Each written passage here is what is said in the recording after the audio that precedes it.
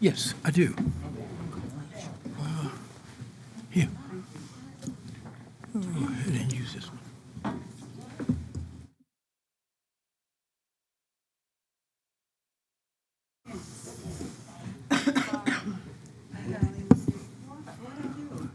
You doing that? You good. Don't worry about it. They got it back.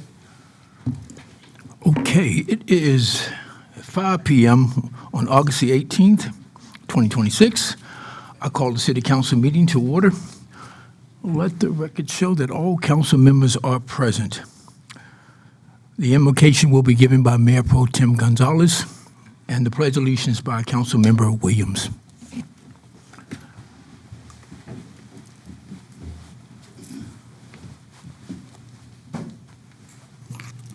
Thank you, and if you'll pray in your own faith as you see fit. Dear Heavenly Father, we thank you for allowing us to be able to come together today to represent our city, to work on behalf of our constituents, to make our world, our town, a better place. We pray for your guidance, your instruction, and clear and concise communication. In the mighty name of Jesus, we pray and say thank you in advance for all that you're going to do and all that you've done. Amen. Amen. Allegiance to the flag of the United States of America and to the republic for which it stands, one nation, under God, indivisible, with liberty and justice for all.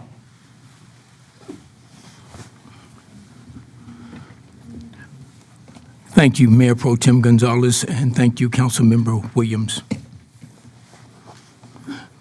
Council, I need a motion to approve the agenda. Councilmember Brown, Move to approve the agenda. Councilmember Williams. Any discussion? All in favor signify by yes. All opposed, no.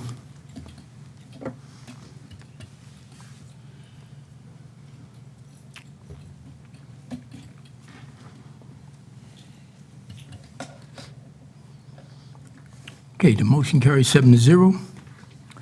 We will now go into our work session, and we'll discuss agenda items 7 through 9 for the August 18th regular session. No final action will be given until regular session. Madam Secretary.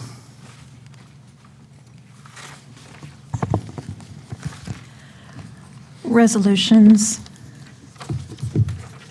Number 7, RS-26-127. Consider a memorandum resolution approving the investment reports for the quarter ended June 30th, 2026.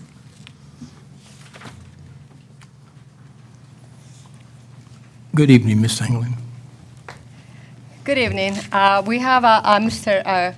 Grover over here who's going to present the investment color report. Thank you. Good evening, sir. Hello, how are we doing? Great. Everyone ready to hear about some exciting investment news? Nobody? Okay, I'll keep it short. So just some key highlights. So no surprise here, but some of the obvious headlines that we keep hearing about is the ongoing situation in the Middle East.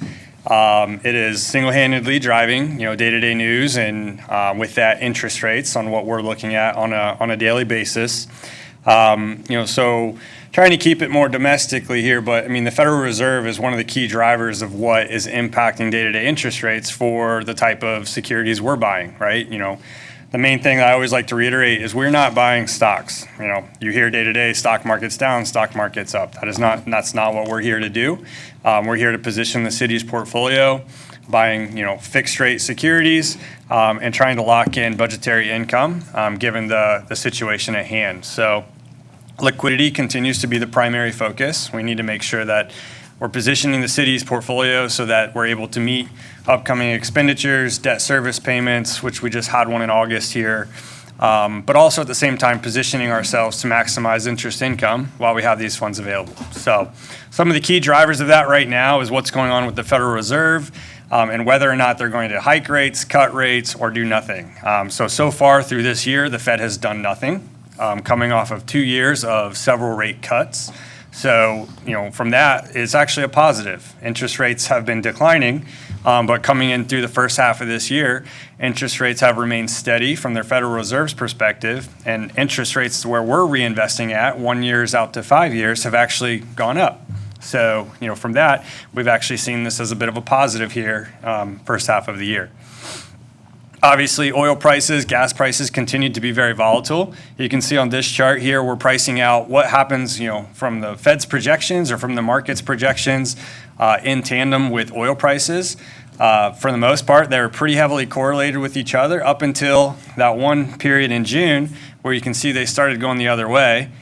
Ironically, that was the first announcement of the ceasefire. And so oil prices saw some relief, but the projection for rate hikes did not change. And so that's what we're working with right now.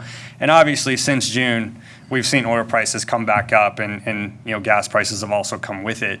But that situation continues to be very fluid on a day-to-day basis. One key takeaway here that I keep mentioning is that even though there's a lot of negativity in the headlines, this has actually been a very good outcome for the city's portfolio. We've seen reinvestment rates coming in higher. Cash rates have not moved lower. So as we came into this year, we were projecting rates moving lower and thus lower interest income. However, because of the positioning we've made over the last year, as well as what's happened throughout this year so far, we're expecting interest income to be actually higher, and we're expecting this will actually help interest income received for next year to be better as well. So overall, things are in really good shape given the negative headlines.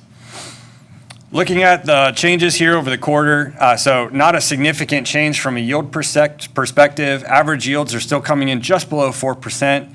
Reinvestment rates as of today, so this was as of June.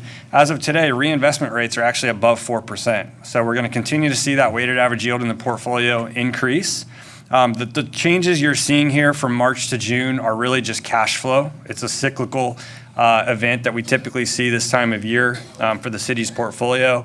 Generally, revenues are lighter, expenditures are higher, so you're going to see the book value decrease over this time period and into September. And then we'll start to see balances start to rise back up in that September timeframe.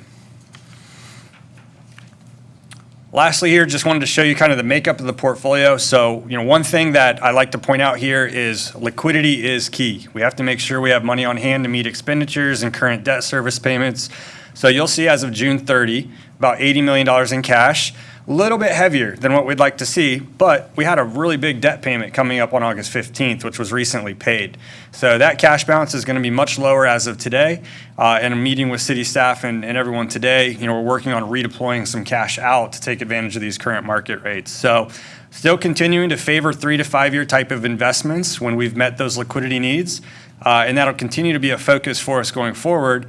But one of the positives there, as I mentioned, is generating just about $3 million in interest income per quarter, and on pace to come in well over $12 million this year, I believe, in interest income. So again, really good positives here to report. Lastly here, looking at the asset composition, I always like to throw this up from time to time. Just shows you that even though we don't make significant changes quarter to quarter, we do try to take advantage of every single asset type that's given to us.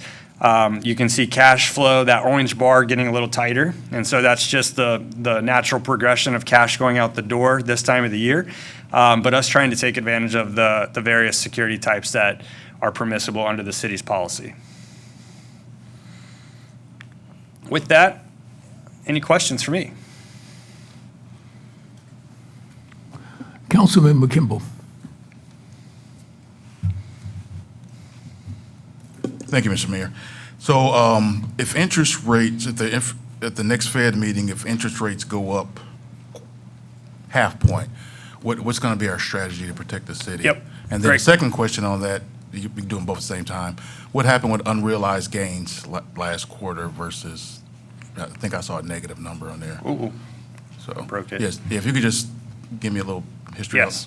on the strategy for the interest rates, if they go up, I suspect that they will, probably quarter, maybe even a half, and then the unrealized gains for last quarter. Yes, very good question. So the first part of that is kind of the hedge against the rising interest rate environment. And so two things behind that. So right now, they're pricing in about 1.5 rate cuts over the next 12 months. It is a chance that we could see that. The negative jobs report last week actually tempered some of those expectations. So right now, the expectation for a rate hike went down slightly. Definitely not disagreeing that we could see a rate hike. And so if that were to occur, it'd be likely to see maybe a quarter, potentially a 0.5% hike at some point here over the next 12 months. So what that's going to do is impact front-end interest rates. So cash rates, anything inside of a year would likely start to rise with it. We're about 75 basis points or 0.75% higher on the curve right now, 3 to 5 years out. So we would actually have to see them raise three to four times at 0.25% each for a longer-term investment right now to be underwater compared to those front-end hikes. So we're taking this in an incremental phase. Obviously, we're not trying to take heavy bets whether or not they are or aren't going to hike. We really believe in trying to take the known rate today, because the sooner we do that, we can generate income for the city's portfolio. So you'll see on this chart here, we're front heavy for liquidity needs, but having that 21% or 60 million coming due inside of 12 months will allow us to take advantage of those hikes. So if the Fed does hike, we'll have stuff maturing every month to quickly take advantage of that. And then vice versa, we're still allocating some funds longer as a way to lock in interest rates now and hedge that movement. So we're taking advantage of both in a sense by being diversified on the front end and the long end in the event we do start to see rates go up. Yep. Good question. Unrealized gains. Unrealized gains is one where that is really a byproduct of the changes in market values. So in the bond world, when interest rates decline or when interest rates go up, bond prices move in an inverse environment. And so bond prices will go down as yields go up. And so over the last few months here, we've seen bond prices go down. So anything that we've held previously to rates going up, those market values have decreased. So your unrealized loss actually increases. However, we're not buying and selling the portfolio actively. And so our goal is to buy and hold to maturity. And so when you do that strategy, you're not subject to those unrealized gains and losses. However, we are mindful of that. An unrealized loss would occur if we had to liquidate the portfolio. That's essentially what that is recognizing. And so it's a measure of, if you had to sell the entire portfolio today, what would you be looking at? And that's where the unrealized gains and losses come into the picture. And again, that's another reason to be diversified across the portfolio, so that we're not having to take, forced sells early, and we have stuff maturing regularly, so we don't have to do that. Thank you, sir. Yep. Councilmember Brown? Good afternoon. So the vast majority of our investments right now are held in everything from overnight to 2 years. For the bulk, yep, correct. The vast majority of it. So why are we putting the majority of it only out to 2 years instead of putting into some of the more long-term investments? Yep. So over this last couple of months of the quarter, we were keeping things a little more, letting them roll off into cash. We were building that cash bucket. And so in order for us to maintain that 11% in the 3 to 4, 4 to 5 year, we have to be actively reinvesting. And so when we're not actively reinvesting, we're trying to build cash, you're going to see the portfolio kind of naturally shorten up. However, over this next quarter, because we've gotten through this debt service period, you're going to see us redeploy some cash out into those longer portions. So it doesn't look like we are extending or adding to those positions, but just by keeping them where they are from quarter to quarter is showing that we're actively reinvesting in those spaces. We're not really making a heavy bet to add more exposure. So we're still trying to target about 10 to 15% in each of those buckets. So in order for us to get those levels a lot higher, we would have to sacrifice other areas of the portfolio. So we're doing it in a slower, strategic manner. What would be the key indicators at the federal level to tell us that we want to start taking more of this, a higher percentage, and putting it into those longer-term investments? Yeah, I mean, a fast declining interest rate environment would signal that we want to get longer quickly. However, the city's needs for liquidity kind of trumps that, unfortunately. We would love to be, let's go 5 years and lock in the highest rate we can today. But we have to be prudent about the city's expenditure needs. And so that's why you do see a lot of this being front loaded, just because there's a lot of debt service payments going on annually. And so, we definitely want to be cautious with how much we're putting longer, even if the rate environment supports a longer term duration. And then is our longer term, is that primarily in treasuries or money market accounts? When we go longer, you're going to be looking at treasuries and agency securities, yep, Okay. which are more the higher liquidity type of investments. Okay, thank you. Yeah. Councilmember Kimball? So if we go, if we increase cash coming up the next 12 months, and it might be a question for staff, is there anything we need the cash for? Do we have any long-term projects that we need the cash for?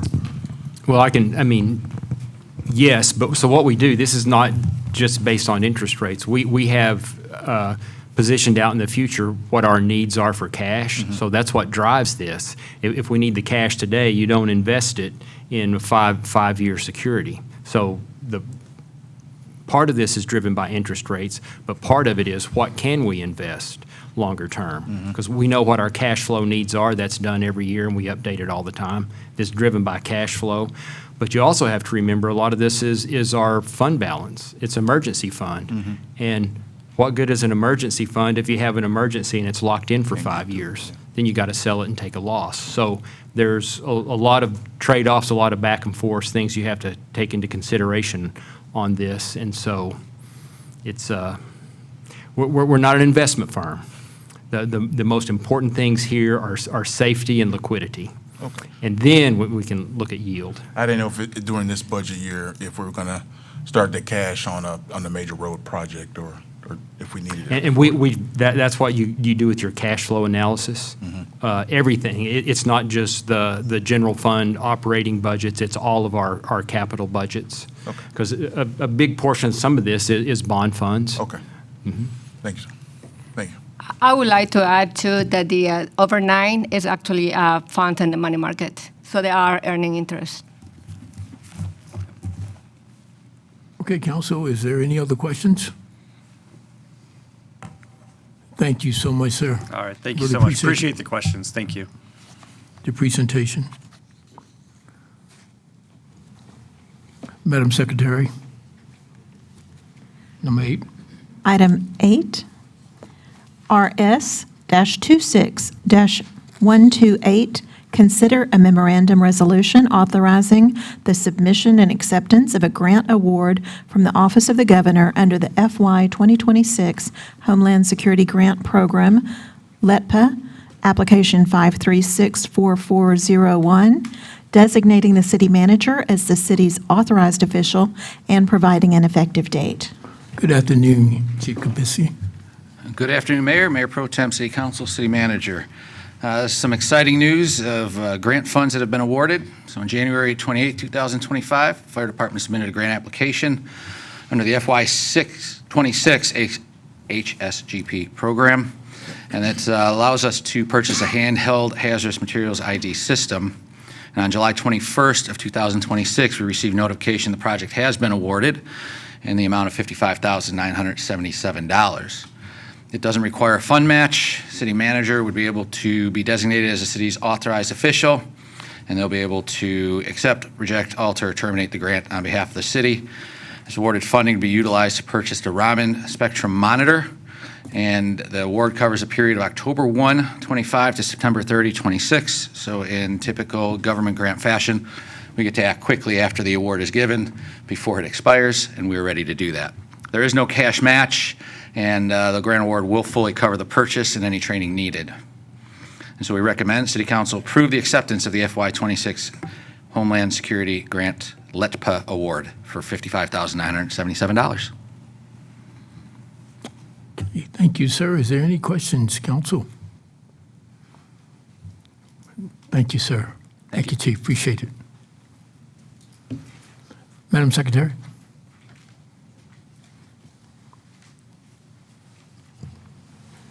Item 9, RS-26-129, consider a memorandum resolution approving an agreement with Quick Roofing under TIPS Cooperative Number 25010402 to repair the First National Bank Texas Family Recreation Center roof in the amount of $479,868.46. Good evening, Mr. Murphy. Good evening, Mr. Mayor, Council. We're here to discuss the repairs to the First National Bank Family Recreation Center roof.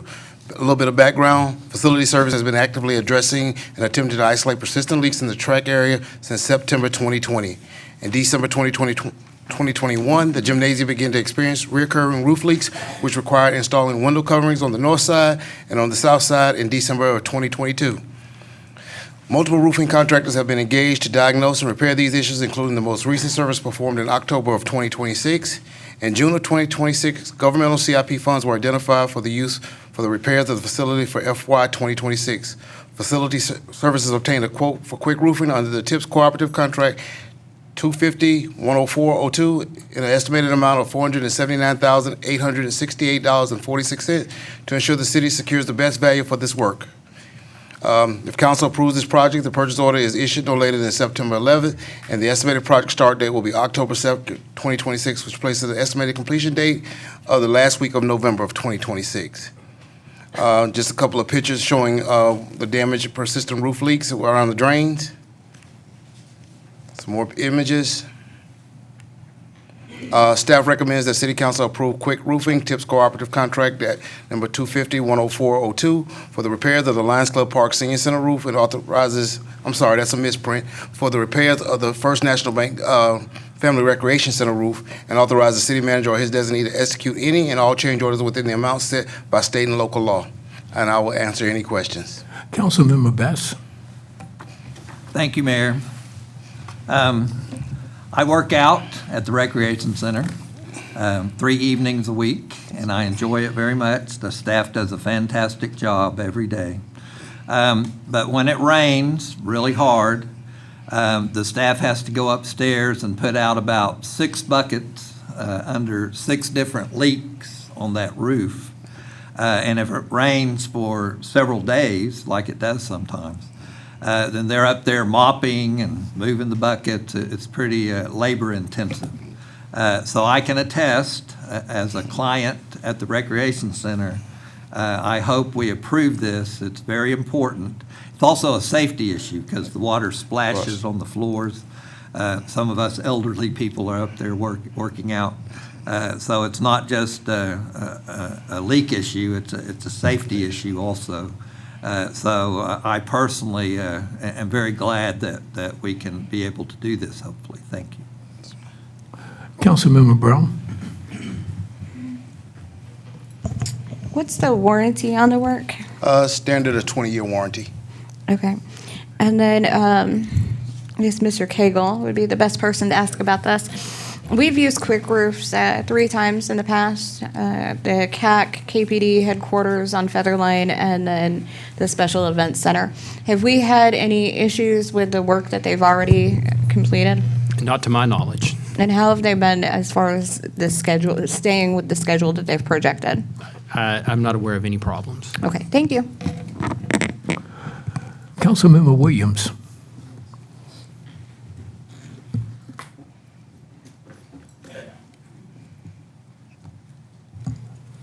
Yes, how you doing there?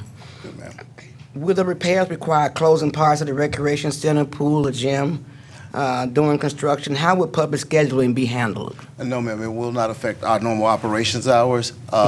We will stage all repair equipment at the back in the service area where our trash receptacle is. Mm-hmm. They can access the roof from outside. They don't have to come in to do any repairs or assessments. So that is the general rule that we will continue under normal operations.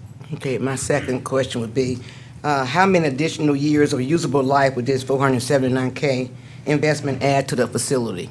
We are projecting at least another 15 to 20 years. That's the warranty on the roof.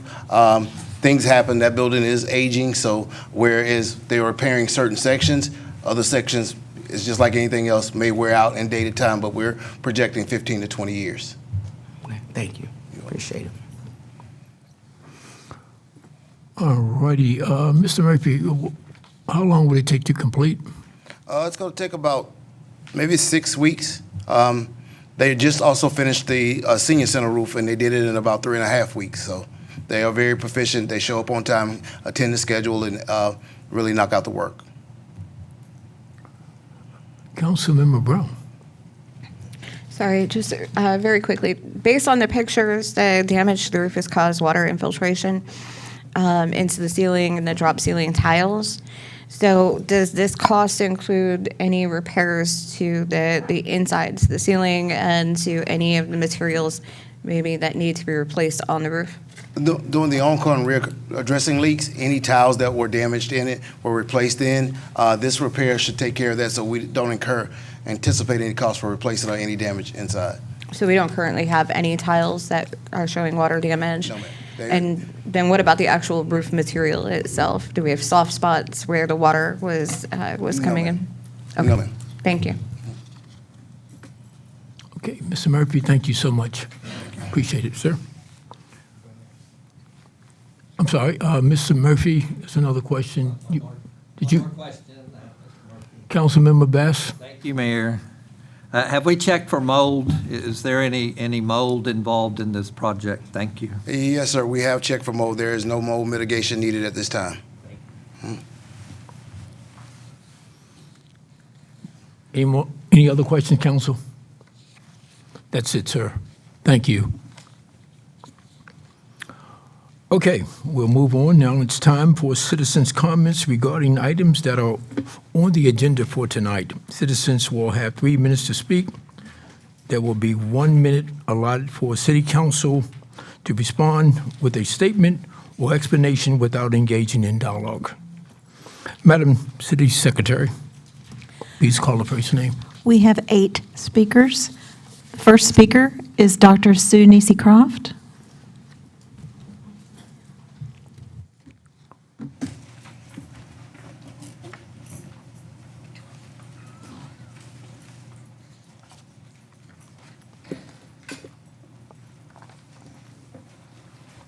Good evening, ma'am.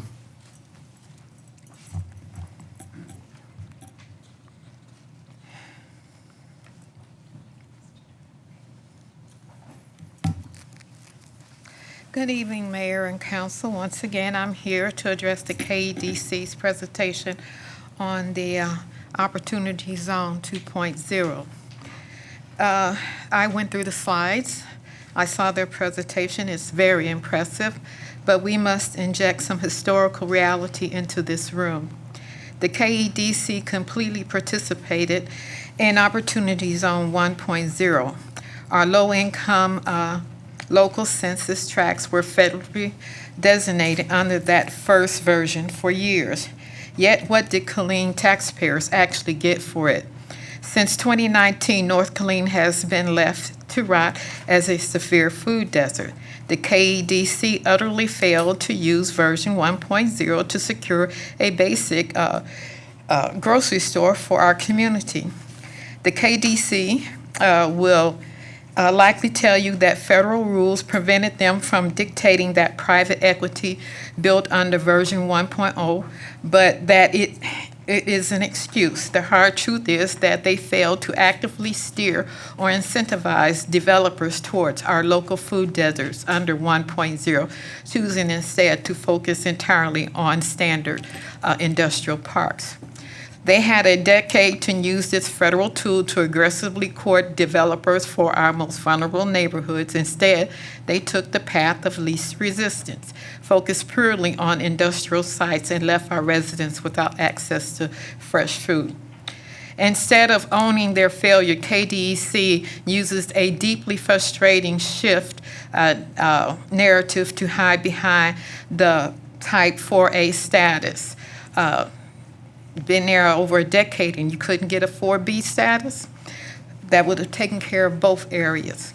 When residents stand here demanding grocery stores, they claim they are legally barred from recruiting retail projects, even benching the council's explicit motion of direction to prioritize food access. Yet tonight, they pivot completely. They stand before you promoting Zone 2.0 as a massive win to revitalize our economically distressed neighborhoods. You cannot claim your 4A status rules completely, tie your hands on Monday, then citizens ask for food, and then claim on Tuesday that Opportunity Zone 2.0 is the saving grace for those exact same neighborhoods. This shifting narrative works because the KDEC operates with a zero day-to-day transparency, using privacy partnerships like 14 Forward to shield back-end developer negotiations from public view. Opportunity Zone 2.0 is may I have an additional minute, please? Council? Yes, ma'am, you may. Opportunity 2.0 is a private capital gains tax shelter. It is not direct funding for our city budget. If the KDC actively chooses to ignore our food desert version during version 1.0, we have no reason to trust them with version 2.0. I urge this council to condition any future KDEC projects, approvals, or zone support on absolute transparency. Demand they publish a public quarterly ledger tracking investor communication, concrete community impact metrics, stop accepting corporate rhetoric, and demand documented proof. One last thing. A 4A ties their hands, but a 4B would have them focus on not only the industrial area, but also the getting the grocery store in our community. Again, the 494 thanks you. Thank you, ma'am. Madam Secretary? Second speaker is Christian Bishop.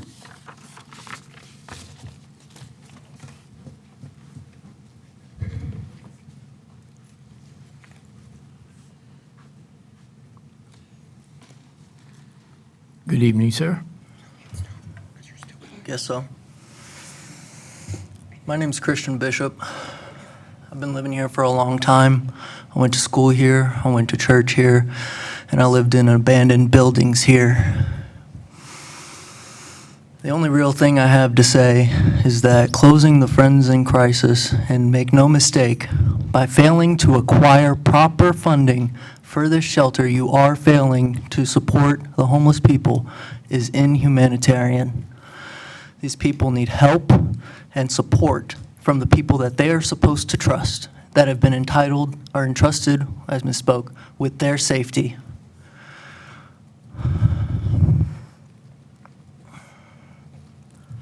I yield my time to the rest of my friends.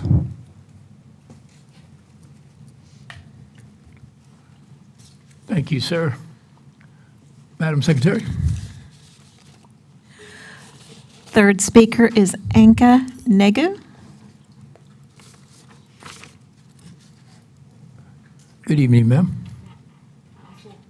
Mayor, the 2027 budget lists $1.7 million to be used to remodel the Animal Adoption Center. The building was purchased in 2023, and it lasted 2 years. It was not inspected before it was purchased. Based on the appraisal done before the purchase, the building was worth around $1.7 million, which is what the purchase price was. Now that we finally have an inspection done, you're being asked to spend another $1.7 million on the same building, which in the end, it means that taxpayers are paying at least $3.4 million on a building that is worth half that much, or likely less. The previous owner of the building, he was the veterinarian on the Animal Advisory Committee, and he had close connections with the city manager. I know that because I was on the Animal Advisory Committee with him and with the assistant city manager. Is it possible that no inspection was done on the building because he really needed the money? He really needed to sell that building? He had it for sale for 4 years, it wasn't selling. And also the city, I know for a fact, the city called him and begged him to stay on the Animal Advisory Committee. So it was more beneficial to him not to have the inspection. That way they get to sell the building and he gets his money. And council members, I want to remind you that you're elected by taxpayers, not by the city manager. Your priority should be the taxpayers. If you approve the CIP item, you'll have to explain to the taxpayers why you're spending $3.4 million at least on a building that is worth half than that and likely less. Additionally, you have to explain to the taxpayers why a person closely related or associated with the city manager financially benefited from the sale of this building. Thank you. Thank you, ma'am. City Manager? I just want to make it clear to everyone that testimony is false. I don't know the man. I know the name that was on that board. No relationship whatsoever. Friendly. Excuse me? Well, I believe the accusation was relationship with me, and that's what I'm responding to. Thank you, Mr. Cagle, for cleaning that up. Speaker number 4, Dr. Cameron Cochran.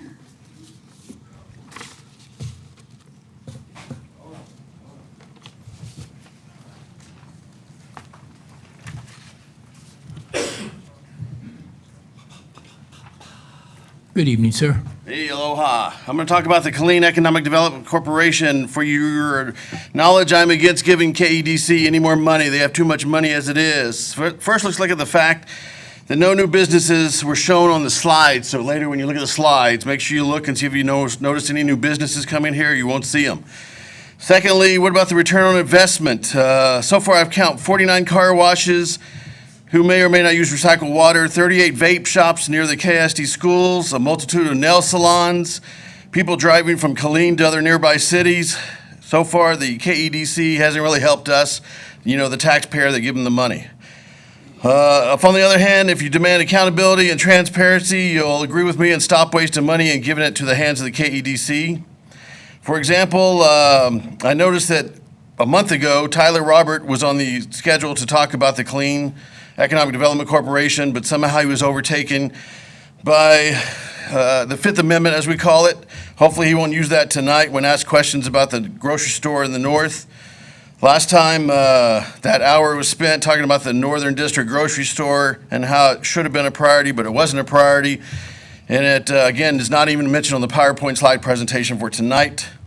So I guess we'll have to find out why something that was supposed to be investigated wasn't investigated, but the city council tried not to look into it, but now it's delayed until December. I say we should deduct the money from the KEDC. The last achievement I really saw was they spent about $100 million on updating the logo. They put a nice yellow flower on it. I don't know what yellow flower means for Texas here in the central area. We don't sell flowers. We don't make flowers. That's Tyler, Texas, not Killeen, Texas. Again, that's money well spent on changing the logo, $100 million. Now let's talk about the budget, operating budget. May I suggest that we take the cost from painting underneath the 6 bridges and use that for I can't see the word, forensic audit, and look at the financial records. That's something that's usually done when they switch city managers at typical cities, but again, Killeen's not typical. They don't do things like other cities here. Instead, they find ways to misuse the taxpayer funding. For example, we talked about the Family Center. How about this building? I haven't seen anything in the budget for fixing the roof here. The city manager loves to give tours up there, the private tours.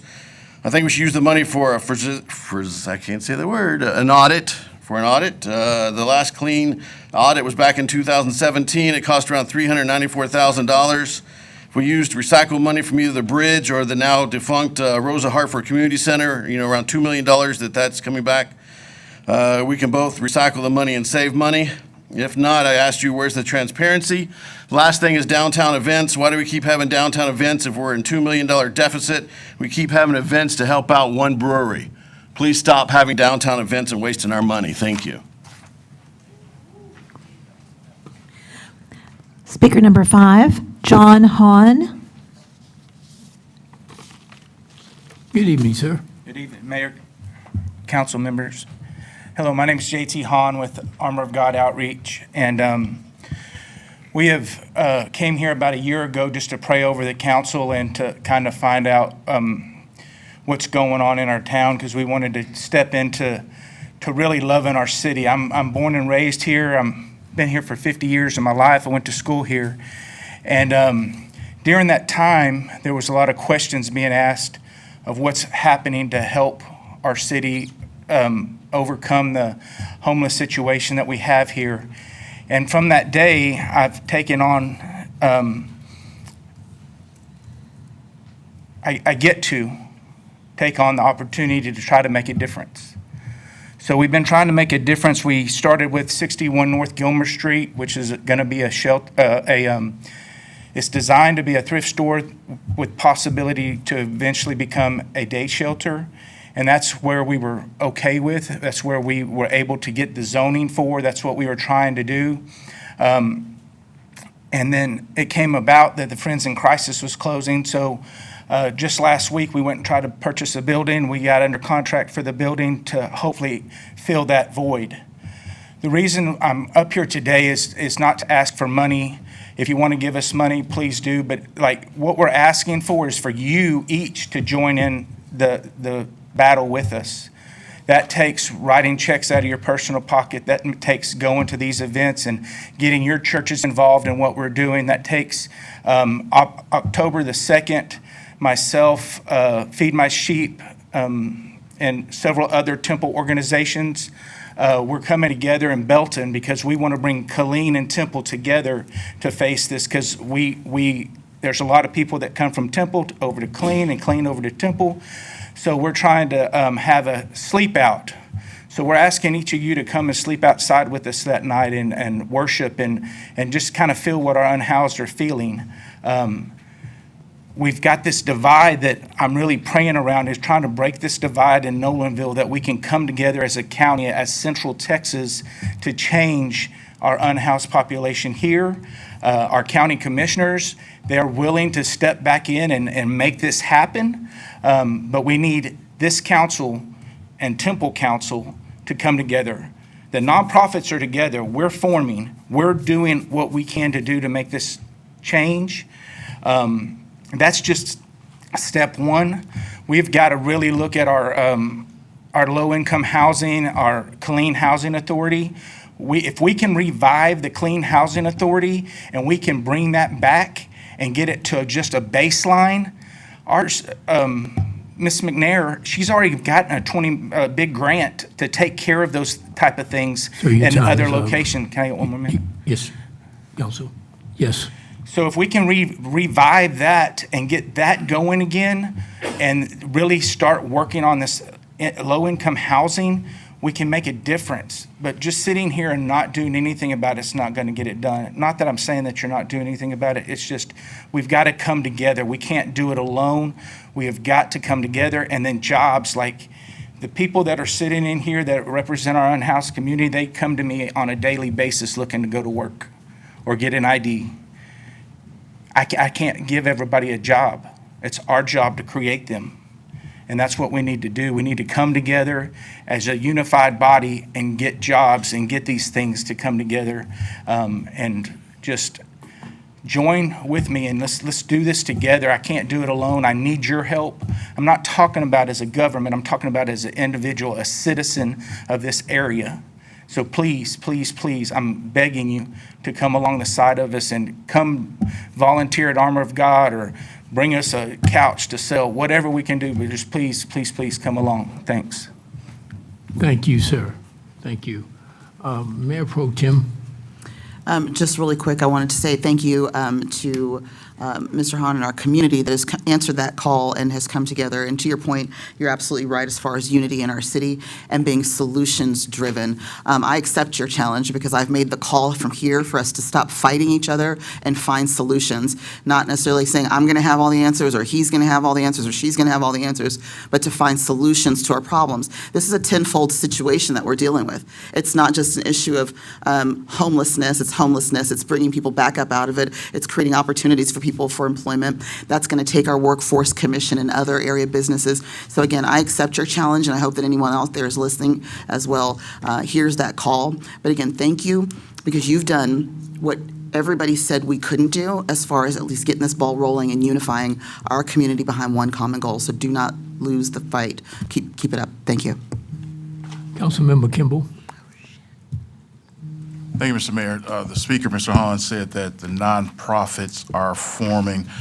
Is there a formal umbrella in which the nonprofits collectively are operating? I don't know if there is one. If there is one, I'd like to hear from who they are and what they're doing, because I think the solution to this problem, granted, individual council members, we can all do what we do, write a check, and on that, I think I can probably speak for everybody up here. They probably do something, but this answer to homelessness is not going to be resolved by the Temple City Council or the Killeen City Council. There are many organizations that call themselves nonprofits, and they want to help those who are needy. And as the Mayor Pro Tem said, now is the time for people to come together and let's do that. And if there is a umbrella in which all the nonprofits are forming, I like to know what that is, and I look forward to working with them. Well, can I answer that? Yes, you may. Oh, we have the Homeless Coalition, which Sergeant Moore's part of, but what we've started, we have a prayer meeting with Friends in Crisis, not Friends in Crisis, Family, Feeding My Sheep in Temple, I can't believe, Cove House, Family Promise, and there's a multitude of people, Rucker Preston, which is now, he has the same position as Ms. McNair does here. We're all getting together in Temple, we're praying, and what our hope is that we can get our cities to join together on October the 2nd and do this standout or sleep out. And what that's doing is trying to reason we're trying to do it in Belton is so we can meet halfway in the middle and we can take our egos out of the play and start putting action into play. And what that means is that we're not worried about if it's Killeen's or Temple's or Belton's or Harker Heights. We're worried about fixing the problem. I know that money is coming towards Killeen for grants and to Temple for grants, but it's a systematic problem in our area. So if we can fix it in our area, the city of Killeen is a lot better and a lot better at shelter. They're a lot better at having a police department that supports our unhoused. Feed My Sheep does a great job in Temple. They've already got the land, they've already got the stuff to do the tiny homes. So why replicate both problems? Let's be a great shelter here and have a great tiny home community there and work together, pass some people on. We don't have to own it. It doesn't have to be ours. It needs to be a collective effort, and that's what we're championing right now, to do that, to more of a community effort versus Killeen, Temple, Harker Heights, Belton. Thank you, sir. Appreciate it. Councilmember Williams.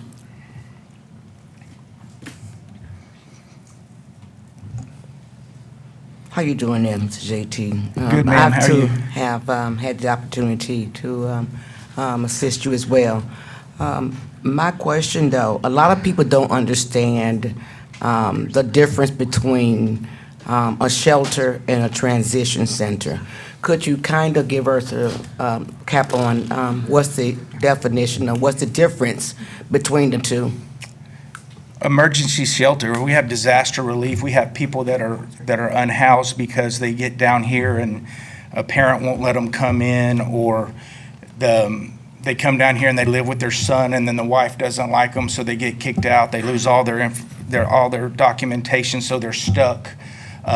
We work with documentation on a daily basis. It seems to be one of the biggest things that hold us back. Transitional is getting them to a place to transition. Transitional is getting them a job that they can afford to take care of the rent. They can take care of the responsibilities. Emergency is finding them where they're, at the lowest, most vulnerable part. So if we can get them at their, meet them where they're at their lowest, most vulnerable part, and provide hope, provide documentation, provide the ability to get a job, the ability to get a house, the ability to pay a rent. If we can do that in the first 90 to 180 days, then getting them into a transitional housing through the grants and stuff that we get through CBDG, that changes it, because that's a 6-month to 12-month process, free rent for that long. And then hopefully by then we've walked along the side of them enough that they're ready to take on the world. Thank you. Thank you so much. Really appreciate that. We really appreciate what you're doing in this community. And I believe the council they understand what you're saying. A lot of us, we are out in the community, and we just hope the best. We can come together, and we are coming together. Yes, sir. And thank you so much. All right, thanks. All right. Madam Secretary? The sixth speaker is Raiden Saunier.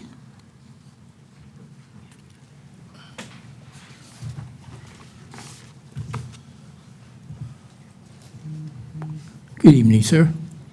Hi, my name is Raiden Saunier, and I am currently at Friends in Crisis Shelter. And one thing I wanted to say is that when I learned yesterday what was happening, it was what I thought was misinformation, because I was told it was going to be closed down by October 1st, not September.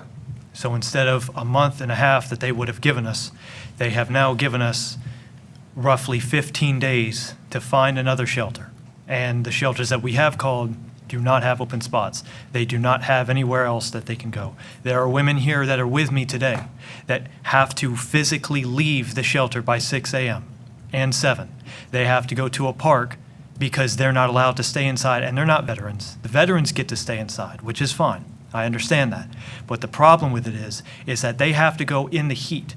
They have to go all the way down the road or have to walk because they're not able to get transportation.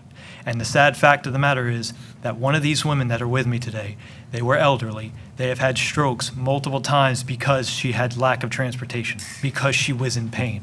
And there has been no one that has actually stepped up and said anything about transportation. The fact that the shelter has been declining in such a state where most bunks have to be cleaned, or people are not being able to find their jobs, or women and children that have lived there, if there is another woman with a child while this shelter's closed, they're hope at some point they're going to be getting outdated information. And if they show up to the door and they say, we're not taking in anyone, they're going to have to turn a child away, or turn elderly women or the elders away, or veterans that can't do anything, disabled veterans. And I'm not saying that, it's anyone's fault specifically. What I'm saying is that, and what gave me a sense of hope was that Miss Jessica had come over there about a few days ago, and she had given me hope because she told me that we can do better. And that's something that really stuck with me. We all have to step up. We all got to do better, because we can't tell people to step up and expect them to step up if we can't meet them halfway. We've all got to do better together. It's the point where when someone is being told that they can't come into a place because of some way that they are, or the fact that a place lacks transportation, it's not their fault.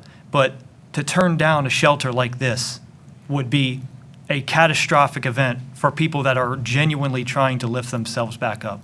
And the fact that it would be closing, if it were to close, which I hope it doesn't, I can hopefully get you to understand that this would be, again, very catastrophic to these people. But where would they go? Why would a child have to be sleeping outside with their mother, or the elderly that can't do anything about it?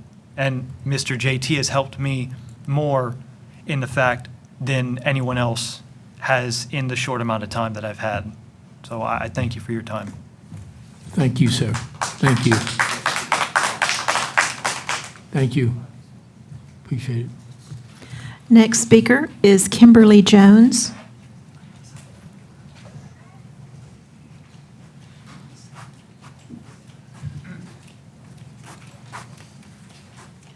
Hello, my name is Good evening, Kimberly ma'am. Jones. I've been living. Oh, I'm sorry, Mayor. Hello, Mayor.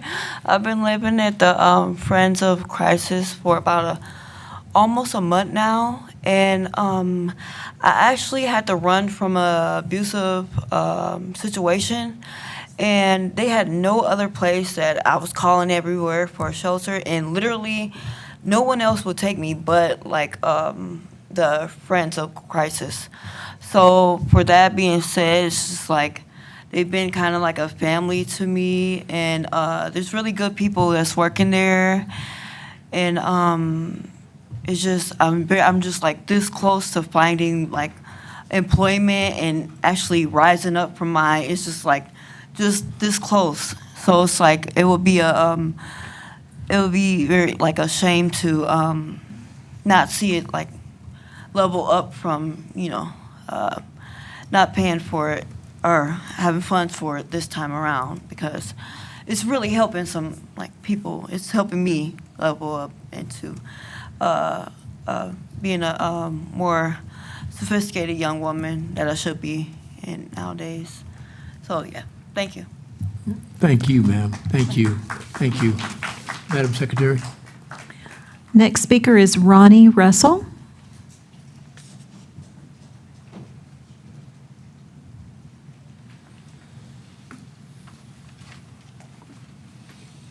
Good evening, sir. Good evening, sir. Good evening, Mayor, City Council members. Of course, I'm here for DS 26076, knowing and understanding that the Innovation Business Service Center, going back, the BRC, once it closed down, it left that large gap in the entrepreneur ecosystem. And now when the Innovation Business Service Center was created to plug that gap, I see no reason not to keep that on the agenda to ensure that is continue to be funded. Whether you do it the same way we did it last time, earmark, set it to the side, and then once that those funds become available and seen when you're doing the budget, then just go ahead and make that line item actionable with that. So that's my request during that time. There's no reason to open that door for improvement, but then close that door once the improvement was there. We have to make sure that we're talking about economic development and business development. That really starts with opening up doors for businesses to actually start, because what we do not have in the city is a sustainment package. And that is what the service center is going to do, is to create that sustainability within that entrepreneur ecosystem to ensure that not only do they have the opportunity to start, they also have the tools and the assets to actually continue that business and not just open and close, because that's what happened, not just in this city, but open and close happen a lot with business in general. But if we have opportunities and access, then we create what is different here in the Bell County area, because we are incorporating not just the technology piece, but also the technology tools that individuals can use. Hearing the gentleman come up here and talk about the nonprofits and stuff like that. So what I'm going to do, hearing that, is we're going to create a nonprofit AI workshop for them, not just those nonprofits. We'll do it for the entire nonprofit community and show them what tools that they can use to enhance. Because a lot of times people want to do fundraisers, but they don't have the tools that they can actually use to raise funds, or tools they can actually use for their operations and for their logistics and for their marketing. Because it doesn't just stop with them, and it shouldn't stop with them. It should start with them, because nonprofits share the same community, but they have specific communities. And what I'll do for them is figure that out. I have an introductory next week, and then we'll figure out what we're going to do and then have that for them. So we'll take on that weight, because you shouldn't have to take on all the weight. There are organizations that can assist you with getting these things done, and we'll take that on and create that for you. Thank you. Thank you, sir. Madam Secretary? The ninth speaker is Pat. Mr. Mayor. Excuse me, Madam Secretary, Councilmember Brown? Sorry. Just, Mr. Russell, if you could email an invitation to the council members when you have that set up, that would be wonderful. I'm sorry, you can come back up. She's asking you a question. Oh, it wasn't a question? Oh, okay.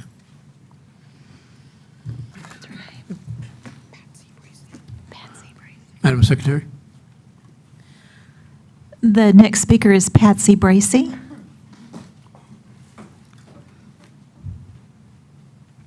Good evening, ma'am.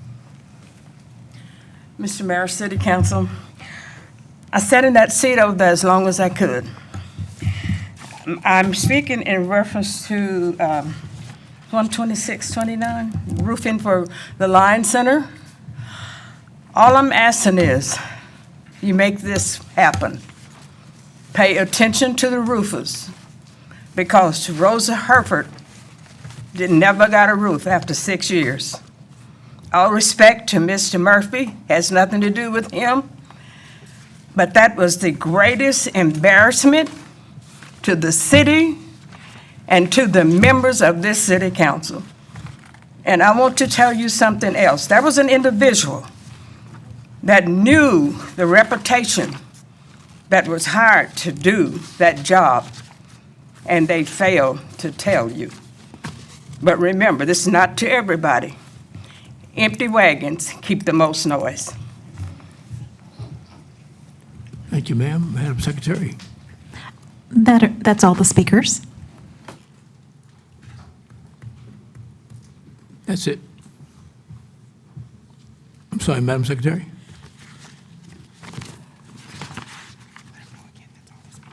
That's all the speakers, Your Honor. Okay, thank you. Okay, we will continue on we'll go into our regular session. Madam Secretary.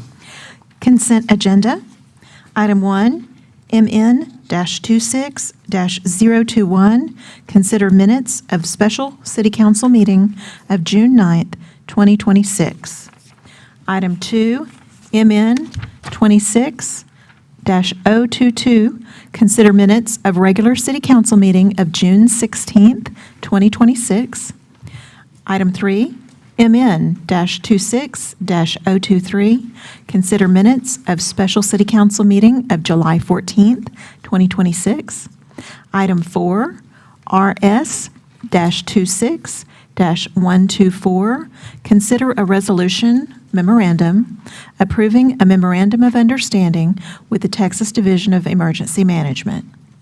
Item 5, RS-26-125, consider a resolution memorandum approving a memorandum of understanding with the Texas Statewide Interoperable Channel Plan. Item 6, RS-26-126, consider a memorandum resolution awarding RFP number 26-19, Killeen Civic and Conference Center booking and event management software to N4 US LLC for a 3-year contract in the amount of $108,350.02. Okay. I will entertain a motion on the consent items. Councilmember Brown. Move to approve the consent agenda as presented. Okay. Councilmember Williams. I second it. Okay, is there any discussion? If there's no discussion, all in favor signify by yes. All opposed, no.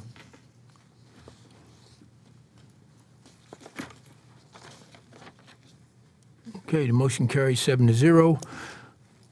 Ladies and gentlemen, council, we're going to just take a five-minute break. Be right back.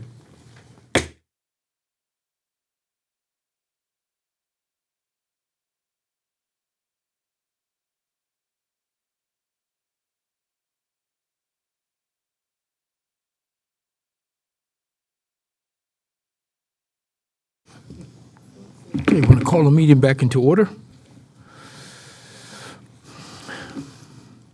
Madam Secretary, we will now go into our regular session resolutions for individual consideration.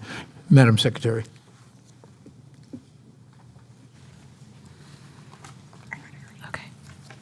All right, resolutions.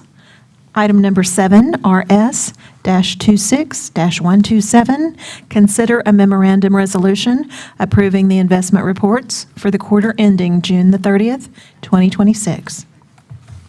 Council, Ms. Tanglewood has reviewed the presentation. Would y'all like for her to repeat this? No, sir. Okay, I will entertain a motion. Councilmember Brown. Move to approve RS-26-127. Councilmember Kimball. I second that motion. There was a second motion by Councilmember Kimball. Any discussion? All in favor signify by yes. All opposed? No.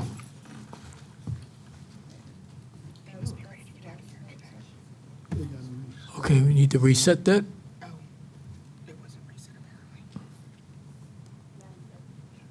Here we go. Okay.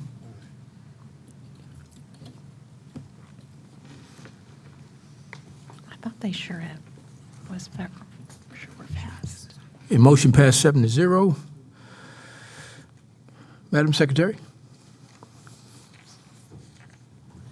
Item 8, RS-26-128, consider a memorandum resolution authorizing the submission and acceptance of a grant award from the Office of the Governor under FY 2026 Homeland Security Grant Program, LETPA, application 5364401, designating the city manager as the city's authorized official and providing an effective date. Okay, Council Chief Kibisky has reviewed this presentation. Would you like him to repeat it? Okay, I would take a motion, entertain a motion. Councilmember Brown, Kimball? Councilmember Kimball?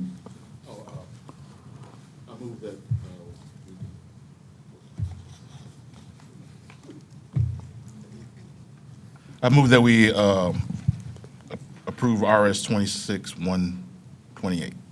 Okay, Councilmember Brown? Second. Okay, second by Councilmember Brown. Any discussion? There's no discussion. All in favor signify by yes. All opposed, no. Motion carries 7-0. Madam Secretary? Item number 9, RS-26-129, consider a memorandum resolution approving an agreement with Quick Roofing under TIPS Cooperative number 25010402 to repair the First National Bank Texas Family Recreation Center roof in the amount of $479,868.46. Council, Mr. Murphy has reviewed this. Would you like for him to go over it again? I would entertain a motion. Councilmember Brown? Move to approve RS-26-129. Councilmember Kendricks? Second by Councilmember Kendricks. Any discussion? All in favor signify by yes. All opposed, no.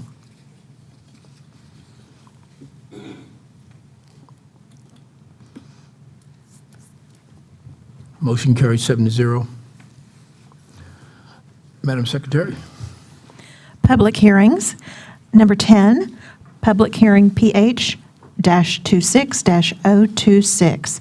Hold a public hearing and consider an ordinance on behalf of PCW Investments LLC and Ivan Arias, case Z26-11, to rezone approximately 0.24 of an acre, being part of lots 1 and 5, Block 6, North Side Addition, and Lot 1, Block 5, out of the replat of lots 1 and 2, Block 5, North Side Addition, from B3 Local Business District to R1 Single Family Residential District. The subject properties are locally addressed as 312 and 313 East Texas Avenue, Killeen, Texas. Good evening, Ms. Misher. Good evening, Mayor and Council. This is a city-initiated request to rezone the properties at 312 and 313 East Texas Avenue from B3 to R1.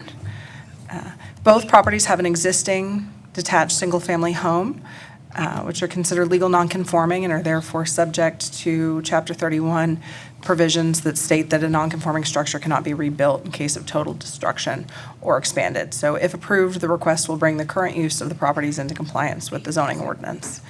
As you know, the intent of this initiative to do city-initiated rezonings is to assist property owners by rezoning their legal nonconforming properties and establish the current use of the property as conforming with the zoning regulations, with the goal being to ensure that property owners are better positioned to sell or refinance their properties in the future if they choose to do so. The red star on your screen, the red star on your screen indicates the location of that property.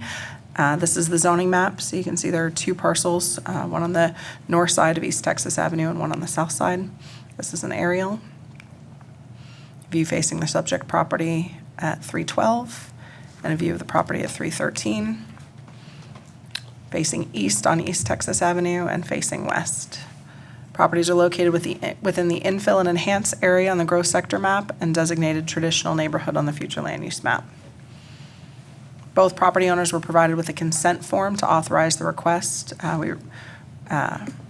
We received one response, one consent form. The other property owner did not respond. We notified 63 surrounding properties and received no written responses. This is the notification map. With that, staff's recommendation is for approval as presented, and the Planning and Zoning Commission on July 13th also recommended approval unanimously. Happy to answer any questions. Are there any questions from the council? Councilmember Brown? Were these city-initiated requests? Yes, ma'am.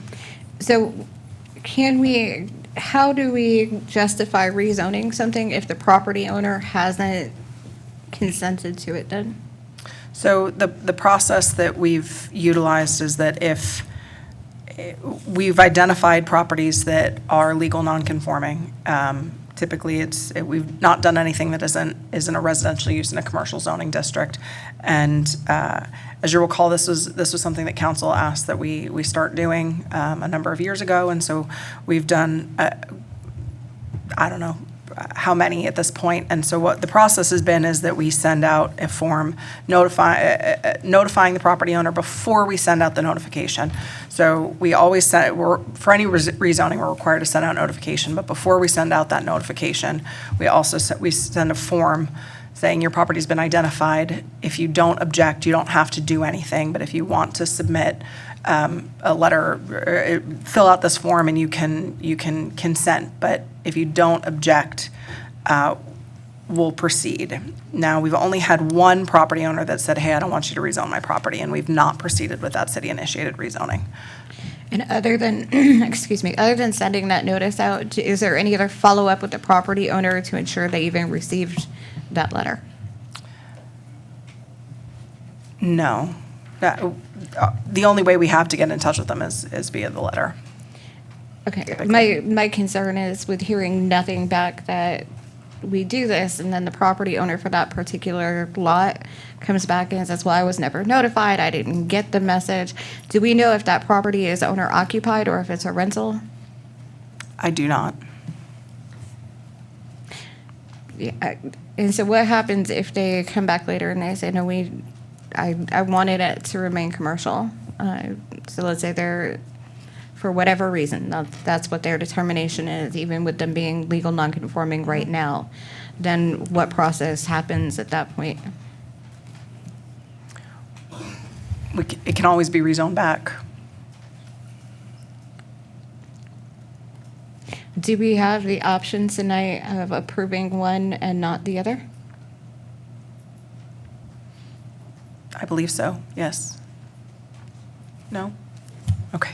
Okay, I thought we might, I just wanted to make sure. And again, my only, my concern about it again is not getting at least some confirmation that they received the letter informing them that the city intended to move along with this process. So, thank you. Councilmember Williams. I have a question. Are there existing residential homes on 312 and 313 East Texas Avenue that are currently operating as non-conforming structures under B3 zoning? Or is the applicant planning new residential infill construction? The applicant's not planning anything. They're not planning anything? They're just legal nonconforming. So we've been, as I said, over the last year or two, identifying nonconforming properties and systematically, through a city-initiated process, rezoning them to make them conforming.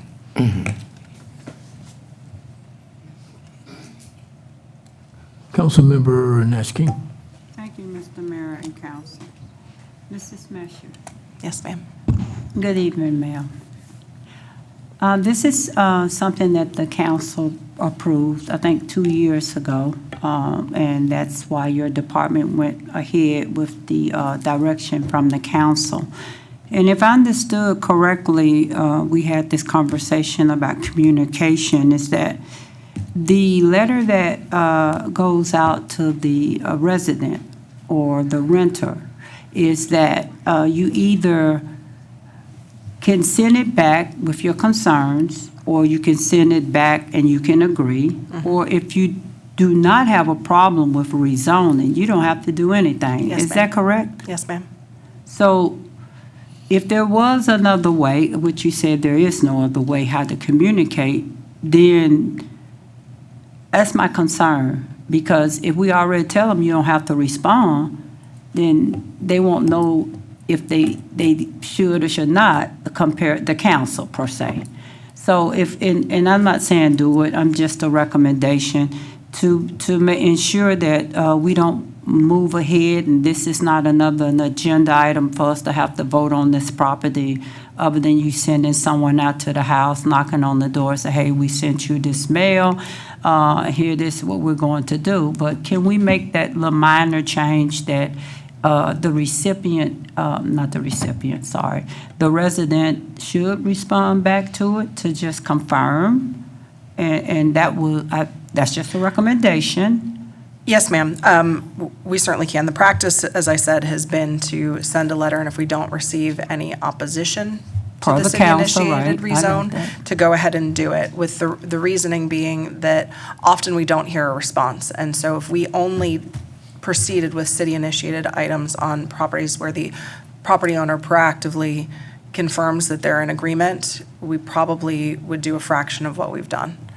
Right, but because a concern from another council member that that person was not contacted, and hypothetically, if the council decide not to vote on that particular property because there was no response back, then this will be a process in the future. You have to send somebody out there and do it. So I was just not trying to tell you how to change it. Your department, Mr. Cagle, you can work that out.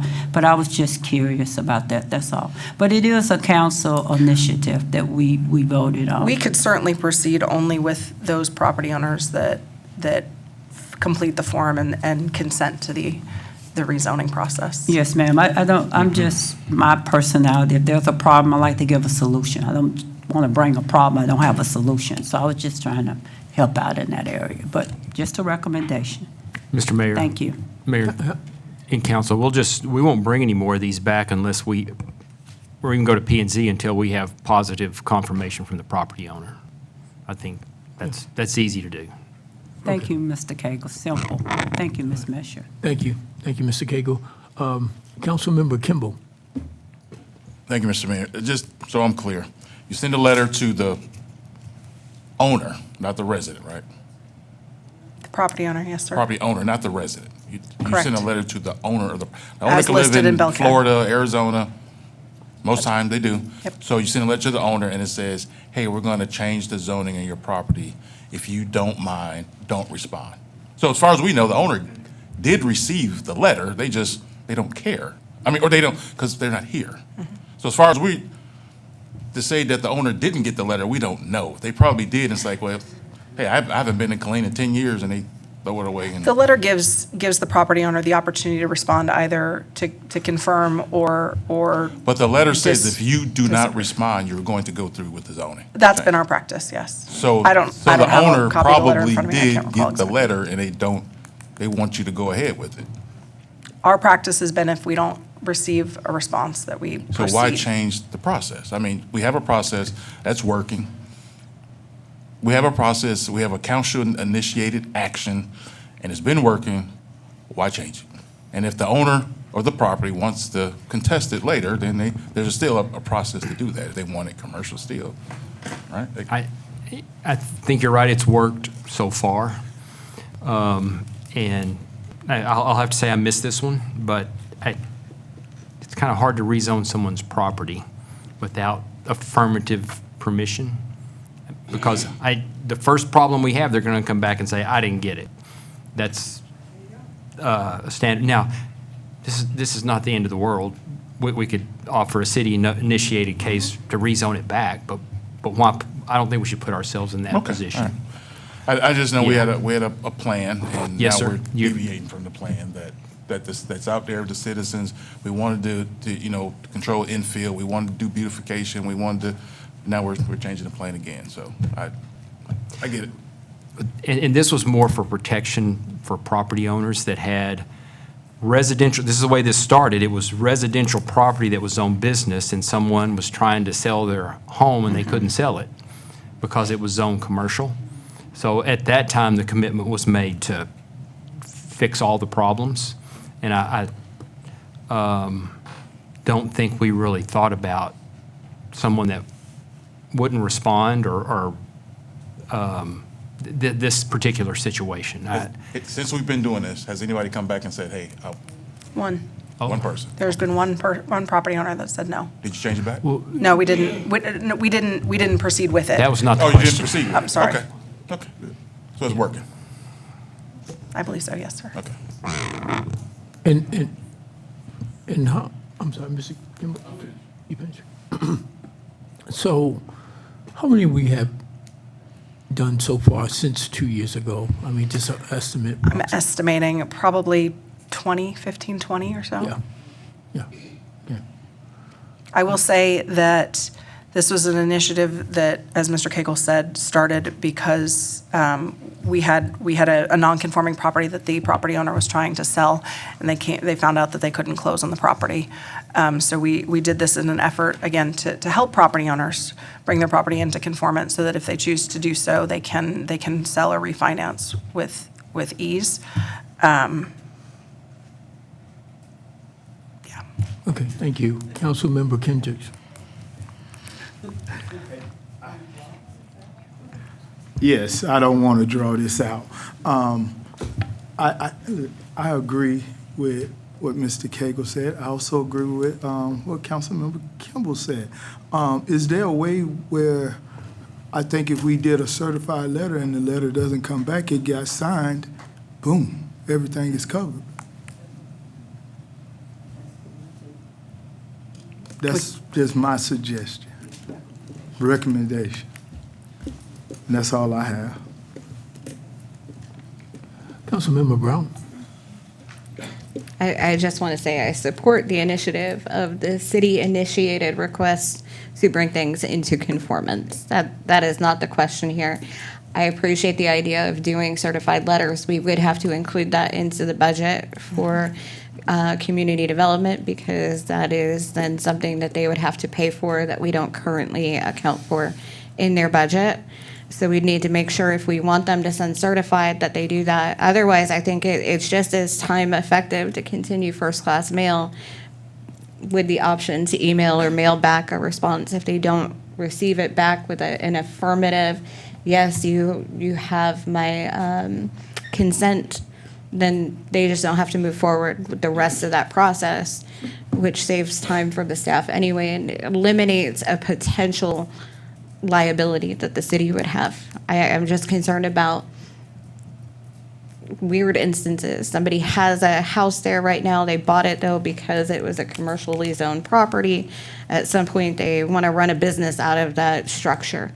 And then they're upset when they come back and they get told that they can't get a certificate of occupancy because they're no longer zoned what they thought they were. This is my only concern. So with that said, Mr. Cagle, in this situation, would you recommend that because we don't have express consent or confirmation that they received that request, do we just go ahead and approve and then go through the whole process later if they are objective to it, or approve the 313 and disapprove the 312? Well, I suppose for me to be consistent, I would have to say just approve the one that we have approval on. Like I said, it's probably not a huge deal, but it just doesn't feel right. Thank you. Okay. Thank you, ma'am. The person, the property owner is not here. I don't believe so, no, sir. Okay, all right. Okay. Any other questions, council? All right.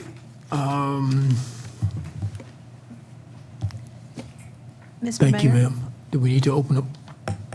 Mr. Mayor? Yes, ma'am. Would you like me to read the ordinance caption as well into the record? Yes, ma'am, you can. Thank you.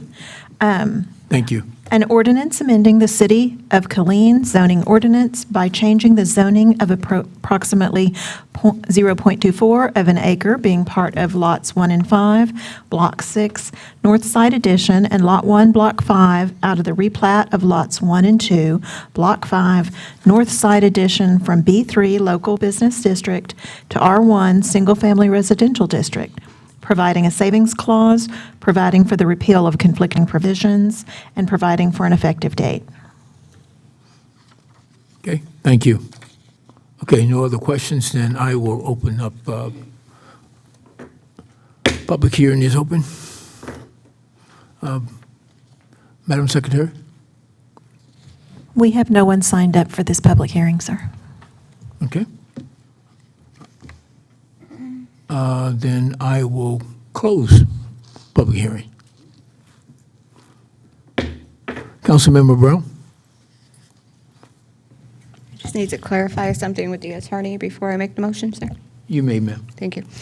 Is it appropriate to make a single motion approving one property and disapproving the other property? Yes, or you could make your motion only to approve the other one. If there were no other motions, the other one would be it would not be approved. Okay. So then I move to approve 313 East Texas Avenue as requested under PH-26-026. Okay, there's a motion. Now, is there a second? Councilmember Williams? I second it. Okay, is there any discussion? Councilmember Bass? So does that mean we would disapprove 312? Correct, because that one did not have the consent form returned.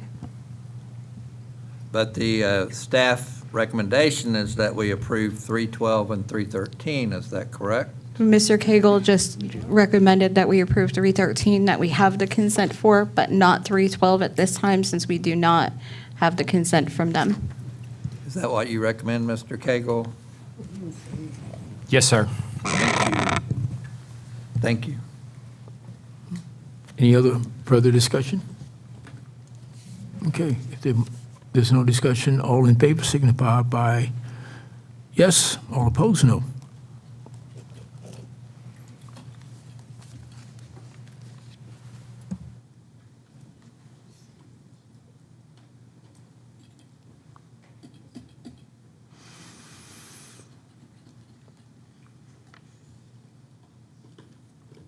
Okay, motion passed 7-0. Madam Secretary?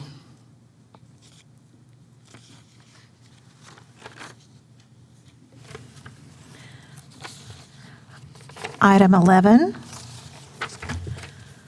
PH-26-027, hold a public hearing and consider an ordinance on behalf of Callis Projects Limited Liability Company, 1401 Mulford Street Series, and Berta P. Nolasco, case Z26-12, to rezone approximately 0.144 of an acre out of H. O'Neill Survey, Abstract 645, from B3 Local Business District to R2 Two-Family Residential District, and Lot 1, Block 1, Mulford Addition, from B3 to R1 Single Family Residential District. The subject properties are locally addressed as 1401 and 1411 Mulford Street, Killeen, Texas, and the ordinance caption reads, "An ordinance amending the City of Killeen zoning ordinance by changing the zoning of approximately 0.144 of an acre out of the H. O'Neill Survey, Abstract 645, from B3 Local Business District to R2 Two-Family Residential District, and Lot 1, Block 1, Mulford Addition, to B3 Local Business District to R1, Single Family Residential District, providing a savings clause, providing for the repeal of conflicting provisions, and providing for an effective date." Ms. Fisher? Thank you, Mayor and Council. This is another city-initiated item. The properties are locally addressed as 1401 and 1411 Mulford Street. 1401 Mulford Street is a detached single-family home, and 1411 is a two-family home. Existing homes are both considered legal nonconforming and subject to Chapter 31 provisions, which state that a nonconforming structure cannot be rebuilt. Obviously, if approved, this request would bring the properties into conformance, and the intent is to assist property owners. The red star indicates the location of this property.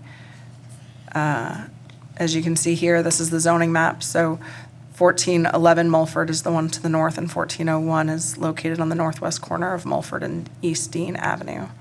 This is an aerial. This is 1401 Mulford. This is a view across the street from that property. 1411 Mulford, and across the street from it, facing south and facing north. Properties are located in the infill and enhance area on the gross sector map and designated traditional neighborhood. Both property owners were provided with a consent form to authorize.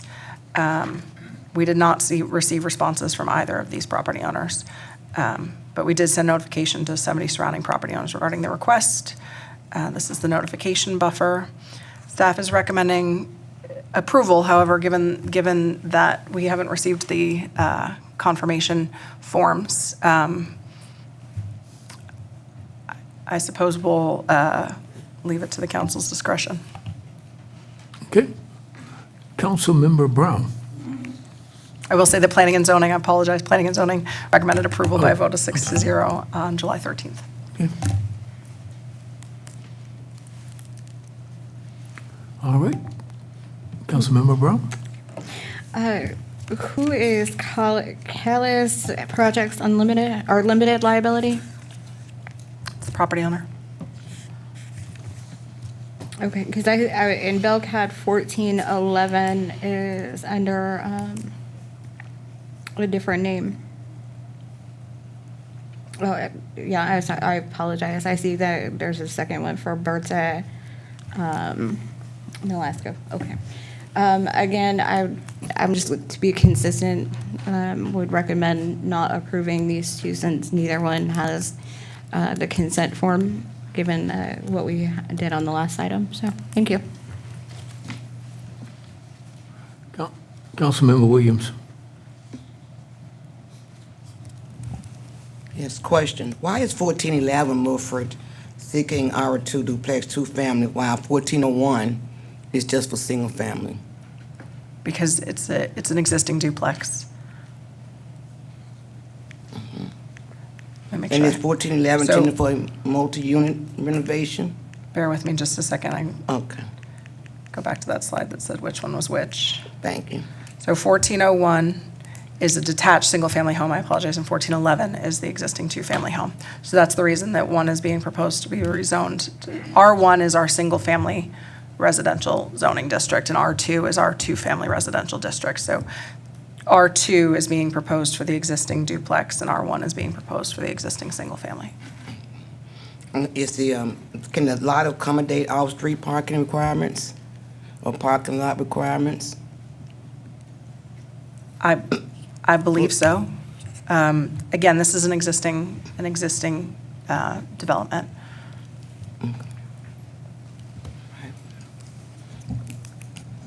Okay, any other questions, council?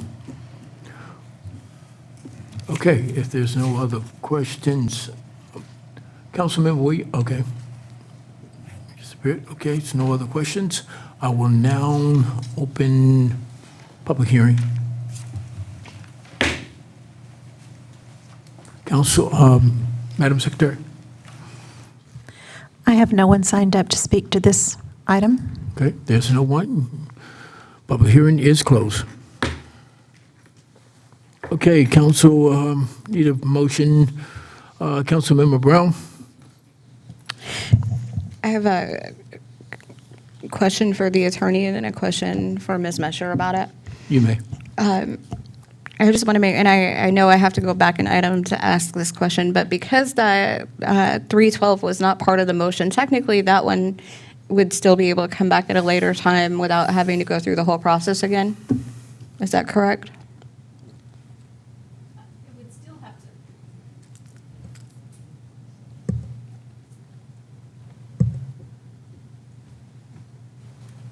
It was not approved.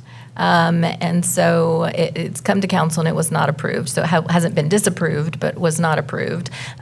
So you're saying if at some point the person came up and said, no, I really did want this to go through like 6 months, I would probably still at that point, I mean, if we're talking about 6 months later, recommend going back through the process. No, and I asked the question because I think on this one, in thinking about what might happen, and because we've just now decided tonight to change the process for that, if we were to postpone or table this one until the next meeting, and also to give the staff enough time to try to actually make contact with property owners between now and 2 weeks from now, and then perhaps that could apply also to 312 without them having to go through the whole process all over again. If you wanted to postpone the item and then to do that, I think that would be fine. And you could make a motion of direction to ask to have staff bring the other one back as well. So in thinking about it, because we are just changing it tonight, then in that case, I move to postpone PH-26-027 till the next meeting. And then after the vote on that, Mayor, I would have a second motion. Thank you. Okay, is there a second? Councilmember Bass? No, I was going to make a motion, but I'll stand down from that for now. Okay. Councilmember Kimball? Second. Any discussion? Councilmember Brown? No, not till after we vote, sir. Okay. All right, all in favor, signify by yes. Those opposed, no. To table this item.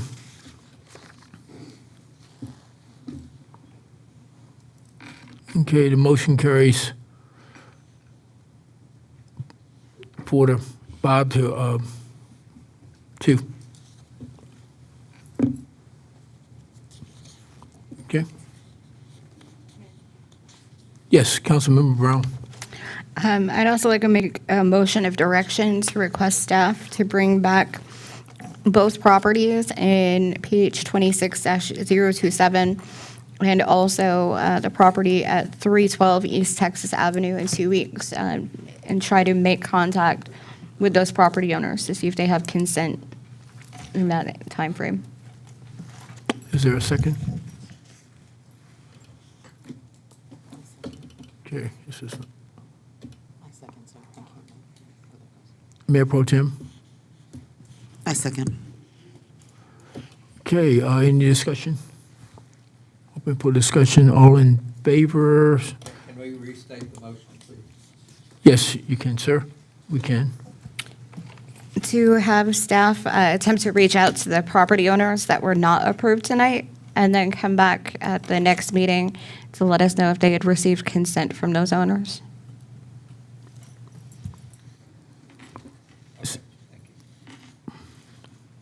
Okay. City Attorney, Madam City Attorney, that's what you recorded as well. Yes. Okay. Okay. The motion carries 7-0. So that is table. Okay, Madam Secretary. Discussion items. Item 12, DS-26-074, receive quarterly financial report. Hello again, ma'am.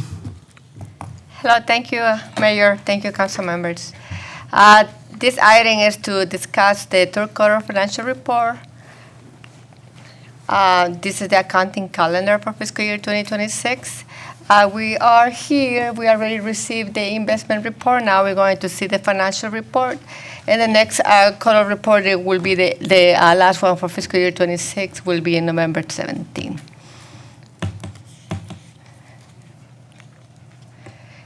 And the overview, we're going to see the staffing indicators. We're going to review the major operating funds and the special revenue funds. So for the staffing indicators turnover, this is as of June 2026. We have an overall turnover of 18%, with the 70% of total classified positions, and the public safety positions, you see that we have it 102 and 103% for fire and police, and that is because of the overhire program that we're running. Now we're going to talk about the general fund.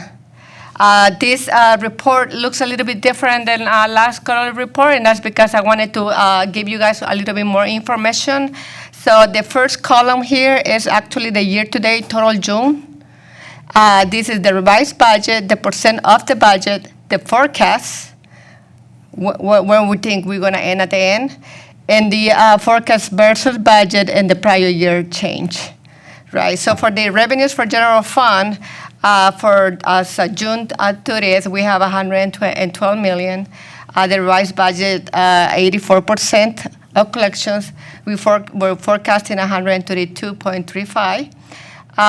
The forecast versus budget, we forecasting we're going to receive 1 million less than we budgeted. And then the prior year change, we're still collecting 5% more than last year. For the expenses, you can see we are at 96.3 as on June 30th. We are 70% of the budget. We're forecasting 133. It's 3.74 under budget, and then we still have 4.9% increase from prior year. The net change, we are still forecasting to end 1.26 in the negative instead of 3.95, that revised budget. So the fund balance is at 33.7 right now, what we're forecasting for general fund. And this is another view as an expenditures by department. As you can see, the one before was by personnel. This is by department, and you can see who is at budget and how we're forecasting and who's going to be under budget and for how much.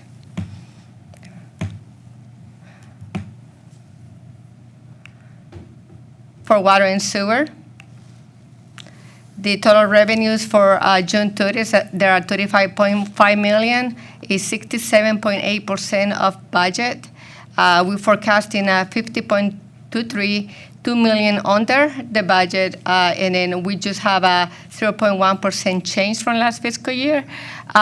These collections, they have a little bit of timing in it, so we probably will receive a little bit more of collections and then in the last quarter, and we're hoping to see a little bit change in there. But we are forecasting very conservative. For the total expenses, it's 35.3. We are 67 of the budget. We're forecasting 51, 1.59 under budget, and it's a 0.5% increase from last fiscal year. And the net change, we are forecasting to be a little bit over what we actually did for the budget, but still the fund balance is in between the 18 to 22% of reserve that we should have. And this is the expense by department for the water and sewer fund. For solid waste, the total revenues are at 20.7 million. The revised budget is at 73%. We're forecasting 28. It's a little bit under budget with a 0.8% change.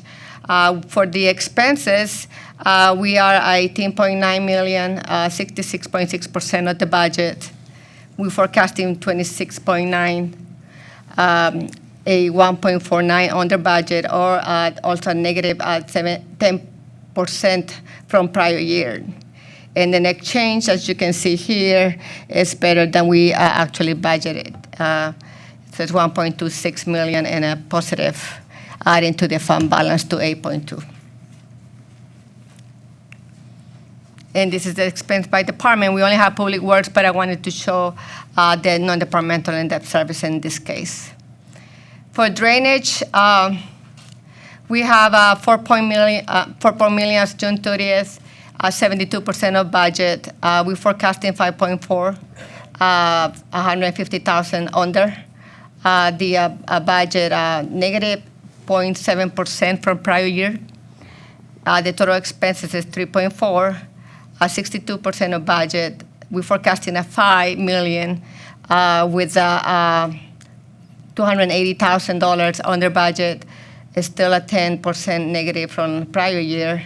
And as you can see here, we're going to end up with 103,000 more than we expected as for the revised budget.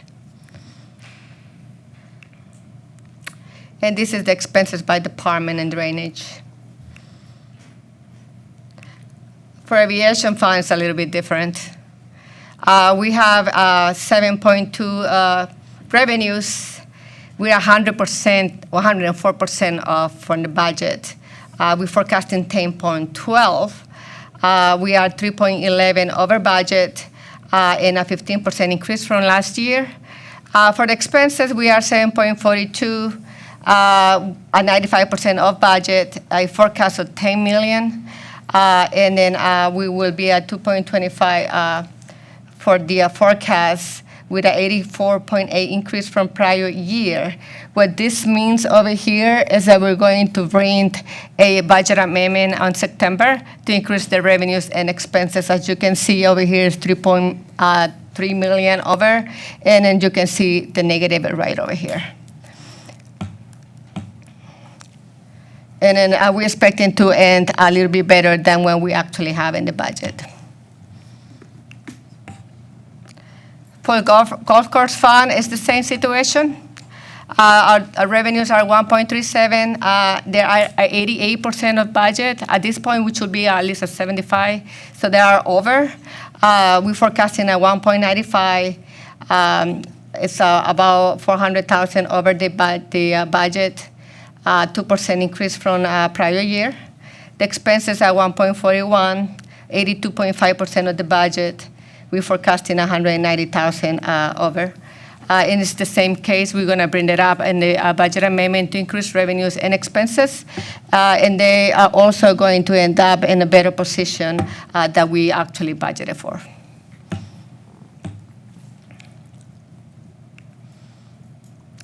For hotel occupancy tax,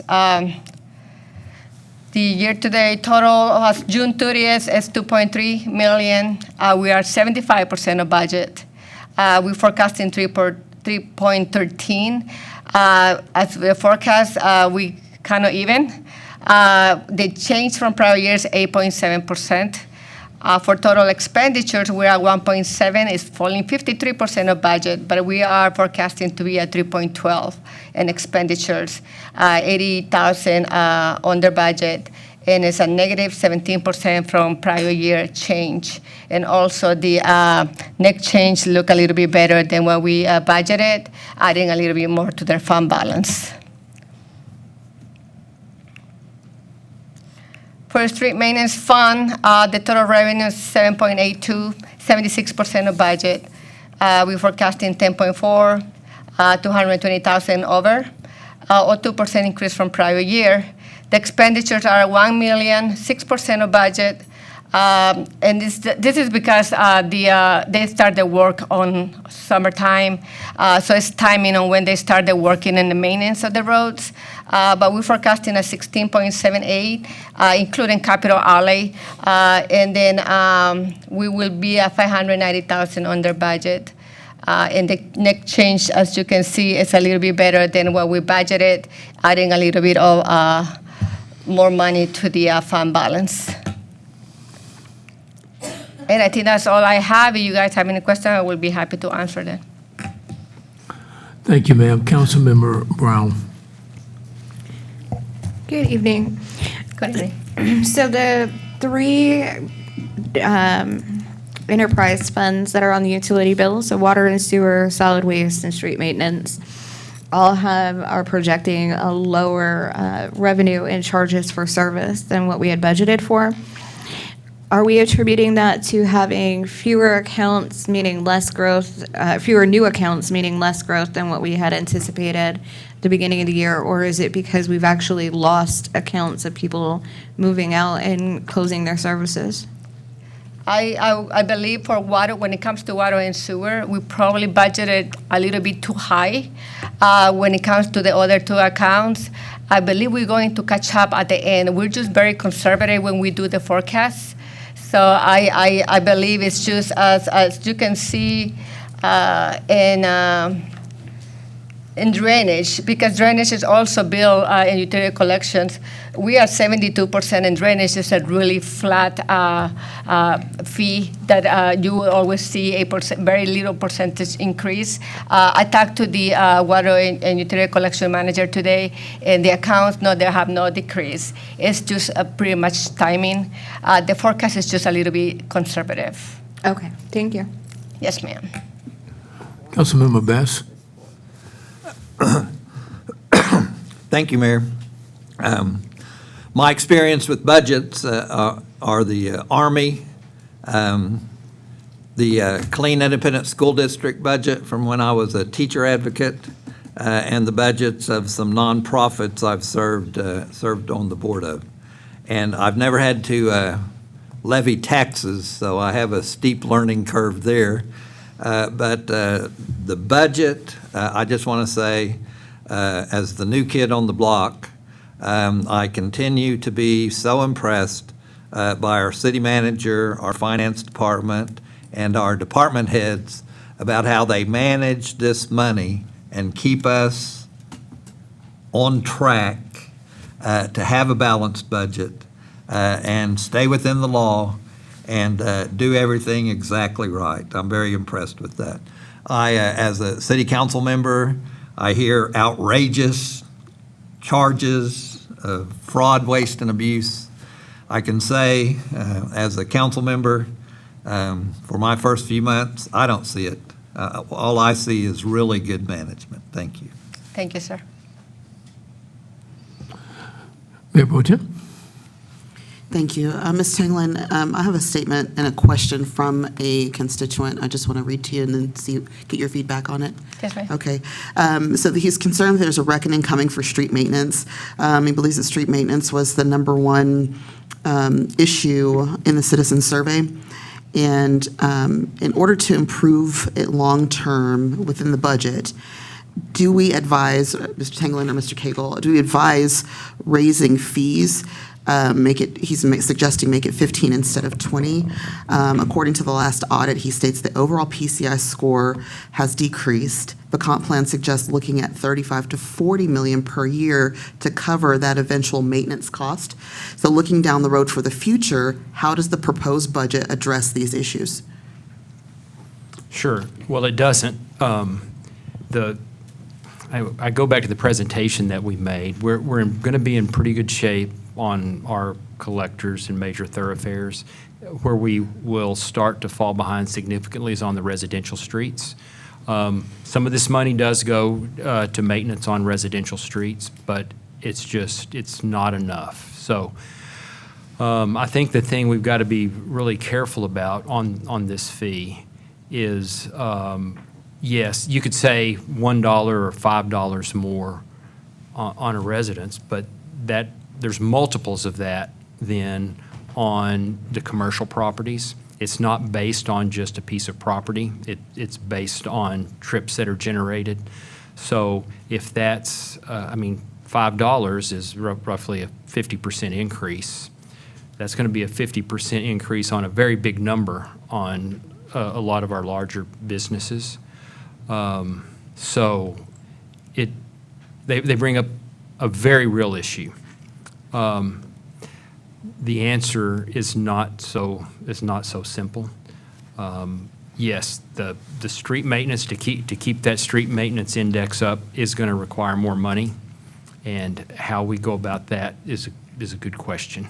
I can tell you right now, one of the things, if I would love to be in a position the legislature have said they're going to reimburse us 100%. That's where a big chunk of it would go, in addition to probably into tax rate relief. There's a lot of things you could do, but I would think that would be one of the first things that you would look at. Right. Then we get through this session and we're in the same position, then I say we have to start looking. We have to start looking at that fee. Okay. Thank you. Councilmember Nash King?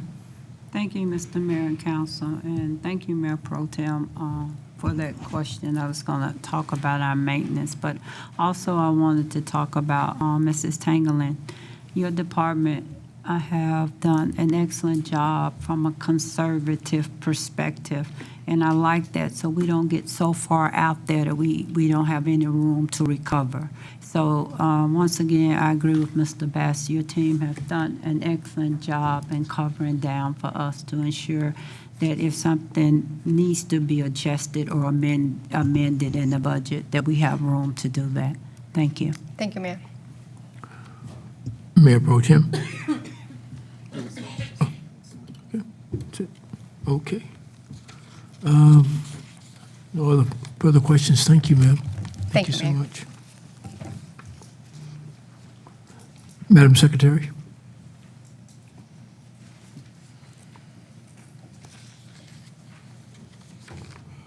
Item 13, discussion item DS-26-075, Killeen Economic Development Corporation update and discuss priorities. Good evening, sir. Good evening, council members, mayor. Kind of wanted to bring to y'all's attention one of the bigger projects that have kind of rolled onto our forefront in this past quarter. This would be in relation to the Opportunity Zone 2.0 initiative. This is a federal initiative, and so we wanted to bring this to y'all's attention as this is a 10-year designation for the city. And so we thought it was imperative that we bring a little bit more information to you and let the citizens know a little bit more about what this is and what this does. So 3 things we wanted to highlight before we fully get into the presentation itself. As I previously mentioned, opportunity zones are a federal tax incentive. They're not a city expenditure. This designation itself can improve project feasibility by helping private capital see eligible areas as investable. KEDC nominated 17 clean census tracts to the governor's office. Bell County itself received 33 designations for qualifying census tracts, 17 of which were within the city of Killeen. And so by that, the KEDC nominated all 17 census tracts for designation in Opportunity Zone 2.0. And then we also wanted to clarify that the designation itself is a tool. It does not guarantee a project. Much like the tax incremental reinvestment zones, enterprise zones, these are a toolbox for the city to use in terms of recruitment for businesses and projects alike. Local readiness, infrastructure sites, incentives, and a clear pipeline will determine practical value for this project for any particular opportunity. So really kind of wanted to give a baseline, or what are opportunity zones? They are federally designated census tracts where eligible private investment may be received federal tax benefits. So in summary, they are a tool to help draw private capital into qualifying communities. And so what that does is effectively it creates a geographic census tract or a designated place, not a single property or project. And we'll see that a little bit further in the slide where we kind of showed those opportunity zones are in 2.0. At the end of the day, they are an investment vehicle created by the federal government. Investors generally use a qualified opportunity fund to place eligible capital to expend out into these qualified opportunity zones. They are, again, a federal tax benefit. The benefit is federal and tied to qualified long-term private investment. These were created back in 2017, really as a way to provide opportunities for investment to take place in low-income areas. And so they've been around for 10 years. The Opportunity Zone 1.0 is ending its life cycle at the 2026 December 31st due date.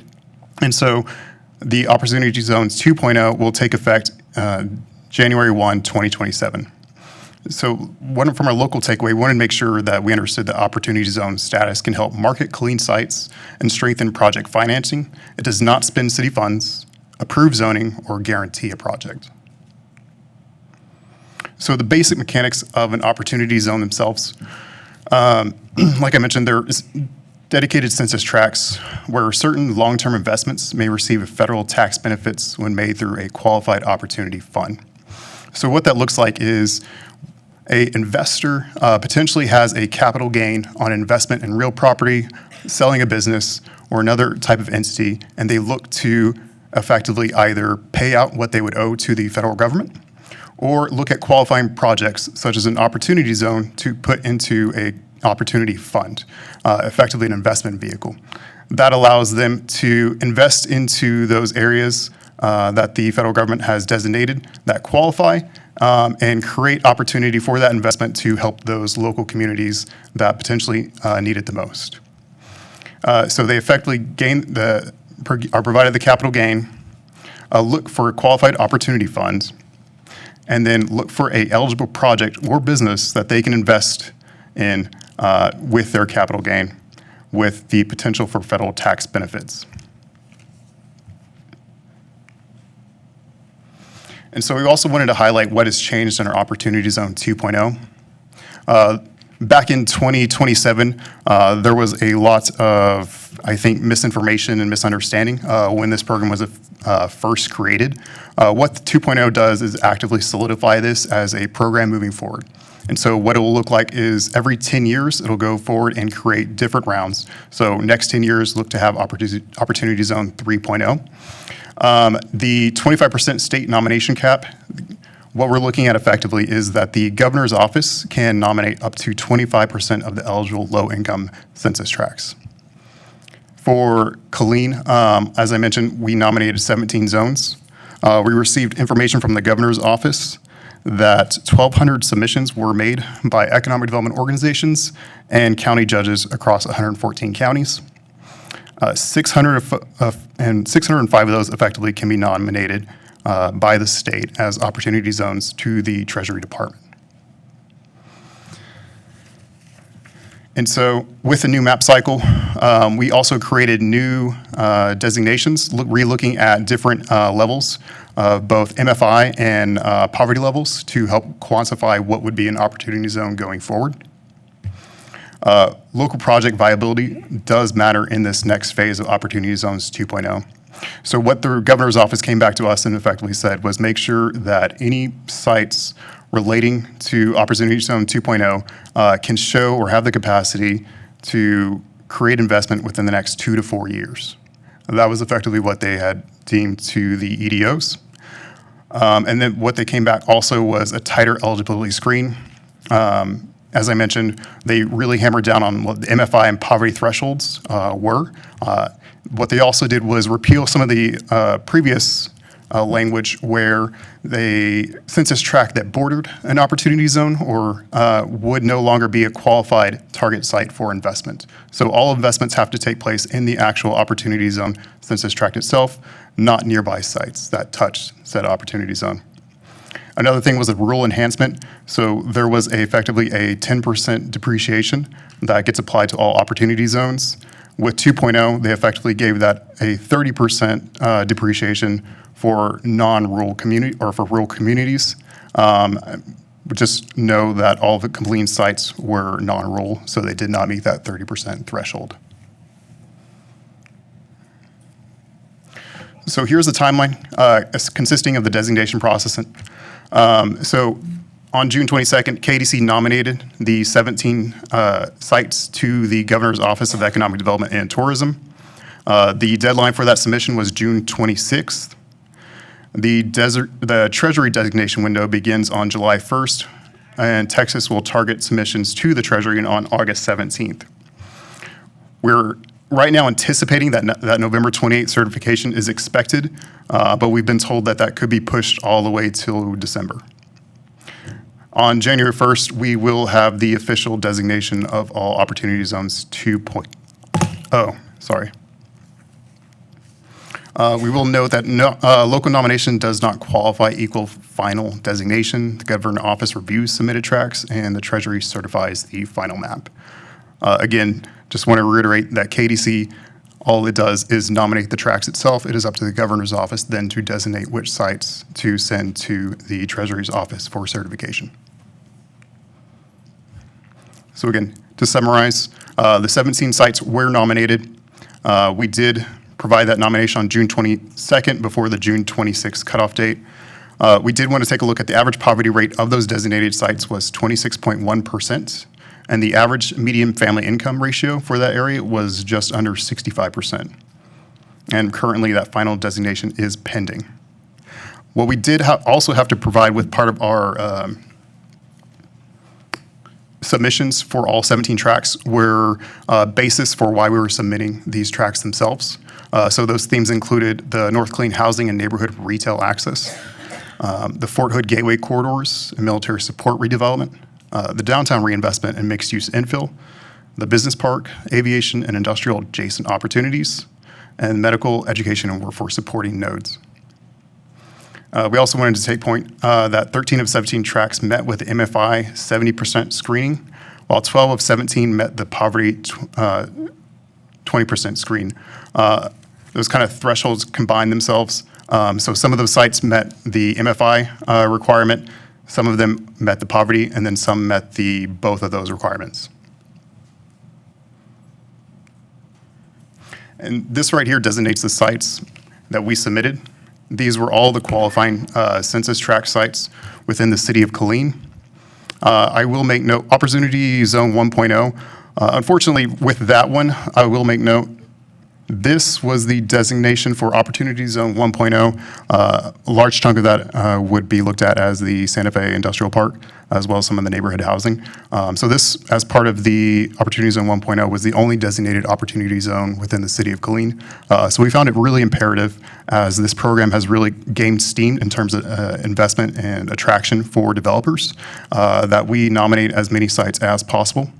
You will also make note that obviously a good chunk of this zone designation is for the north side of Killeen, with a concession that the small portion here in the middle between Tremere on the west side did not meet qualifications, and that was largely just due to how the districting worked out. That districting actually encompasses all of the south side there. So that really bumped up the MFI and poverty rates to where it wouldn't qualify as an opportunity zone. And so what you'll also see, I want to make note of, is we did follow the city of Killeen city boundaries. And so that effectively extends into this area. And apologies to our constituents and Mr. Cagle if I potentially got that incorrectly. But what you'll see right here is this is what we designated. And then you can see the cutoff line between Coryell County. And so we didn't want potentially there to be any doubt that we potentially nominated opportunity zones in adjacent communities. We just designated opportunity zones within the city of Killeen boundaries. That included Fort Hood, which had part of its census tract outside of the gates, so within city of Killeen boundaries as well.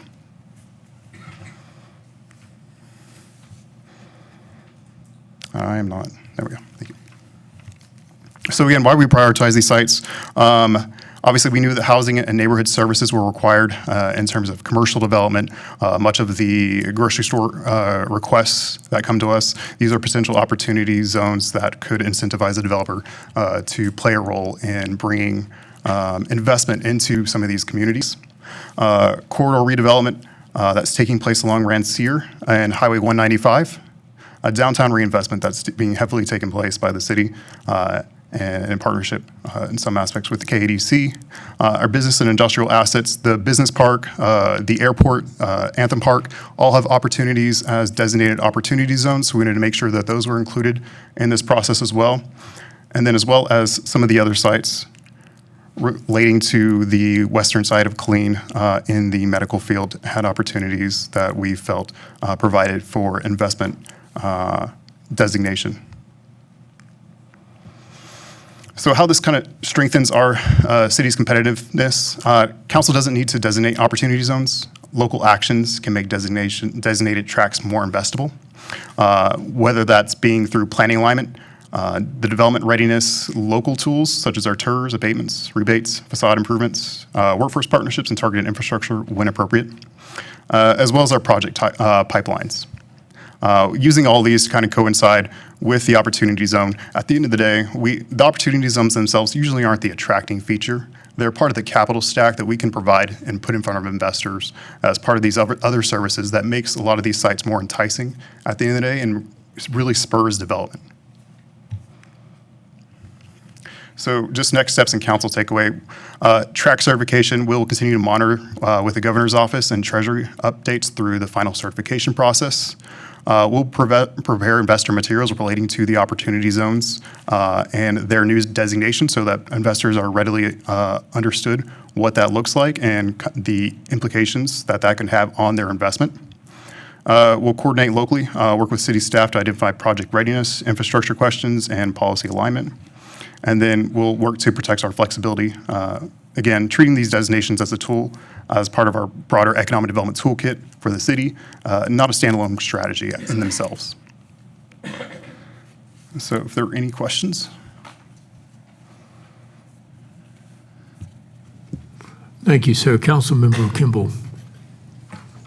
Thank you, Mr. Mayor. Tyler, so if we go back to Zone 1, there was only one track, is that what our? Yes, sir. Why only one track back then? The history of that precludes me. That took place back in 2017. The state of Texas nominated those in 2018. And so I obviously wasn't here privy to the communications that were held with the governor's office. So the state picked the one track back then? Is that, or did? I couldn't say, to be quite honest. Okay. So, but now in 2.0, we have 17 tracks, right? 17 nominations, that's correct. So 17 nominations. So how many, when you look at those nominations or tracks, how many are shovel-ready projects or land? You know, I mean, if someone, investor say, yeah, I like this, are they ready to go, or is there work needs to be done? I mean, where are we at of those, if you had to guess of those 17, how many are ready to go, shovel-ready? I would say each tract has its own opportunity, so it's hard to designate the specific amount. But you look at things such as, you know, the opportunities on 38th and W.S. Young. You look at, obviously, the downtown area. There's a number of effectively shovel-ready sites. You look at the Clean Business Park. You have land that's available. You also have capacity for this not to just be a land investment, but a business investment as well. So in that regard, we know obviously there's a ton of property and economic viability along Highway 195 as that continues to grow out, be a commercial corridor for us as well. Like I mentioned, the west side in this area over here encompasses not just CTC, but Advent Health and the surrounding commercial growth that's happened along Clear Creek. We know that there's still infill sites that also have the opportunity to develop. So there, in terms of shovel-ready, there is quite a lot of visible opportunity. And a quick follow-up. So how do we, to potential investors, how do we get the word out that, you know, hey, we got land ready to go? You know, how does that marketing look to potential investors? So for us, it's really updating a lot of the marketing we already have.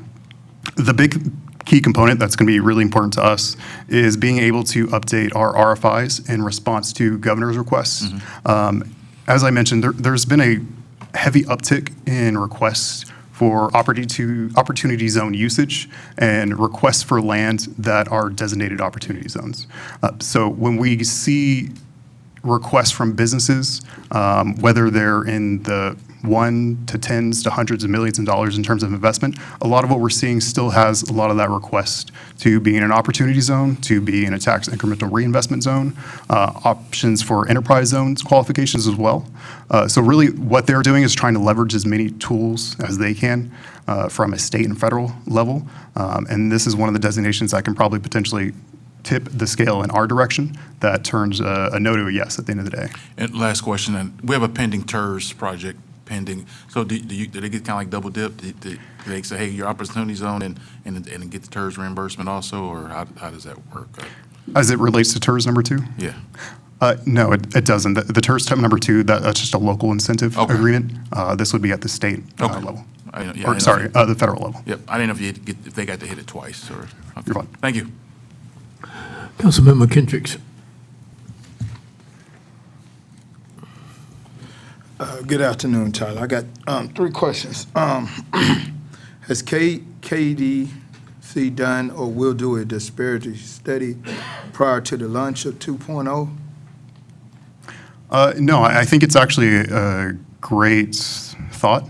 As we look at kind of the overall toolbox, we need to probably really re-examine what we have in capacity as it relates to TERS number 2, this potential opportunity zone number 2, really kind of codifying and setting out and understanding, I think, a lot of the tools that we have in our toolbox could really kind of look to analyze the actual market itself, what that's saying, and kind of use that in our regards, both in the recruitment effort and from our local investment standpoint, so that they can kind of understand that these are potential opportunities that we might be missing out on. So I believe it is something we could actually probably really push forward, especially really re-examining the North Killeen area. And my second question, will KEDC execute an opportunity zone without a disparity study? So we don't actually get to execute any opportunity zones. We just nominate them. Effectively, this will be decided by the state at one level as they filter out which opportunity zones they want to push forward to the Treasury Department. But again, we can do our homework on our end to make sure we're ready. And part of, I think, Mr. Kimball's point, as part of that marketing aspect, to kind of probably cross-use both of those opportunities and make sure that we're better positioning the city for Opportunity Zone 2.0 once we know which sites will be designated. My last question, how do you know if the opportunity zone will meet the needs? How do you know if the opportunity will meet the needs of the opportunity zone? So at the end of the day, it's an investment vehicle that was created by the federal government with really the intent to incentivize development in areas where they traditionally would not be developed. And so that's the greatest opportunity here. I know we can't effectively demand developers to develop where we want, but this gets really close to, again, creating that capital stack that makes this a very enticing opportunity for development. And with you saying that, how would that relate to the north side? So effectively, this potentially gives the north side an advantage in development, something that really isn't seen, as you can kind of see in this area to the south of Interstate 14. So it's a great investment vehicle for us to kind of really look at and effectively market internally and externally as looking at almost all of North Killeen as being an opportunity zone for future investment. Thank you. That's Absolutely. all I have. Councilmember Brown. Mr. Robert, I just want to make sure, so we've nominated 17 potential zones. If it goes by the average of what the state is able, we fall into that 25% average, we can expect between 4 and, if we're lucky, maybe 5 of them to actually come to fruition. Yes, ma'am. Okay. And there's no guarantee any of them will, but It's effectively looked at as a consensus that you would at least get one. But the thought process is behind our thought process was we wanted to make sure we were nominating the full amounts rather than the minimum, because that potentially gets you at the impasse where you nominate 4, you get back 1, or at least we nominate 17, we'd hope to at least get 25% of those back as designations. is there a way before the final confirmation and designation from the federal government to know which ones Texas has selected to push forward? We can work closely with the governor's office. One of the other things that we can do is we still have opportunities to go back and communicate with them our preference. So if we have designated sites that we would prefer out of these 17, that can just be coordinated with us, let us know, and we can coordinate that with the governor's office. I believe you know which one. I'm going to tell you that I want to make sure, the area, and I don't know which number it is. They're not numbered on here. But that one right by Long Branch in that area of Rancier between 38th and Twin Creek. Yes. Over to, the east side and north, is in that general vicinity of where we've talked about wanting a grocery store. So I would really highly like to see that push as one of our preferences. I guess along with the one that would be parallel to that to the west. Okay. And we'll send you I believe that was provided to city staff, but we'll send you the detailed report actually identifying the census tract numbers And so that might be a great opportunity for y'all to look at that and see how those census tracts are divided up within the community themselves. Yeah, that would be really great. And then I'm going to also, because our agenda item also says discuss our priorities for KEDC, in the past, there's been confusion as to whether or not we've officially put this directive on the record as far as one of our priorities. So I'm going to make a motion that we set a priority for KEDC to search for a grocery store for that North Killeen area. Yes, ma'am. It's been a motion by Councilmember Brown, Councilmember Mayor Pro Tem. Is there a second? Second. Okay.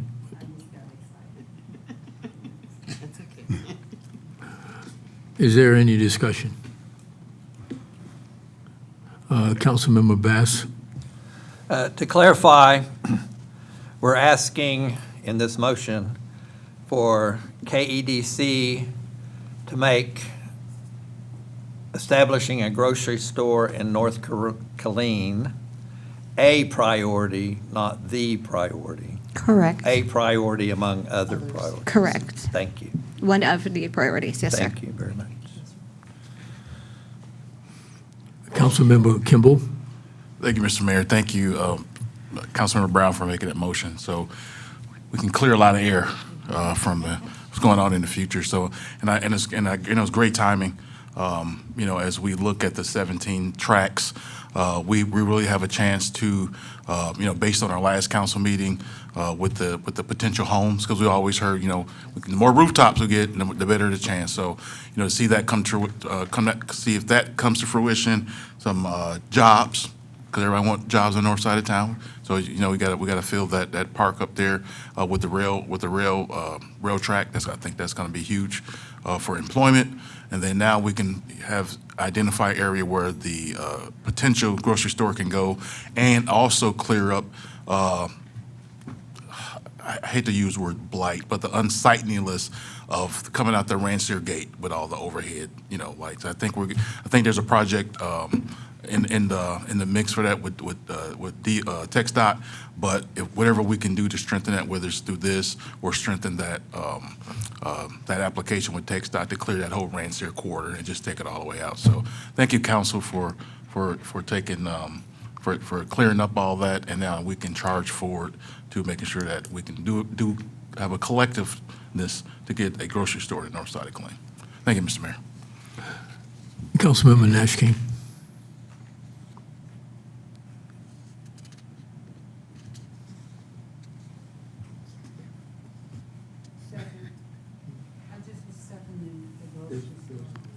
No. No, I was just, I'm sorry, I was just making a second for the grocery store that's already been taken care of. Yes, ma'am. It's open for discussion now. No, sir, I Okay. just vote, Okay. that's all. Okay. There's no other discussion. All in favor signify by saying yes. All opposed, no.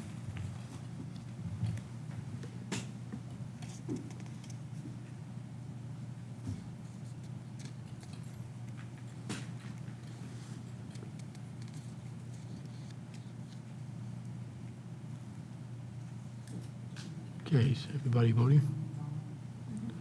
Motion passed, 7-0. Thank you. Okay, is there any, okay, thank you, Mr. Roberts.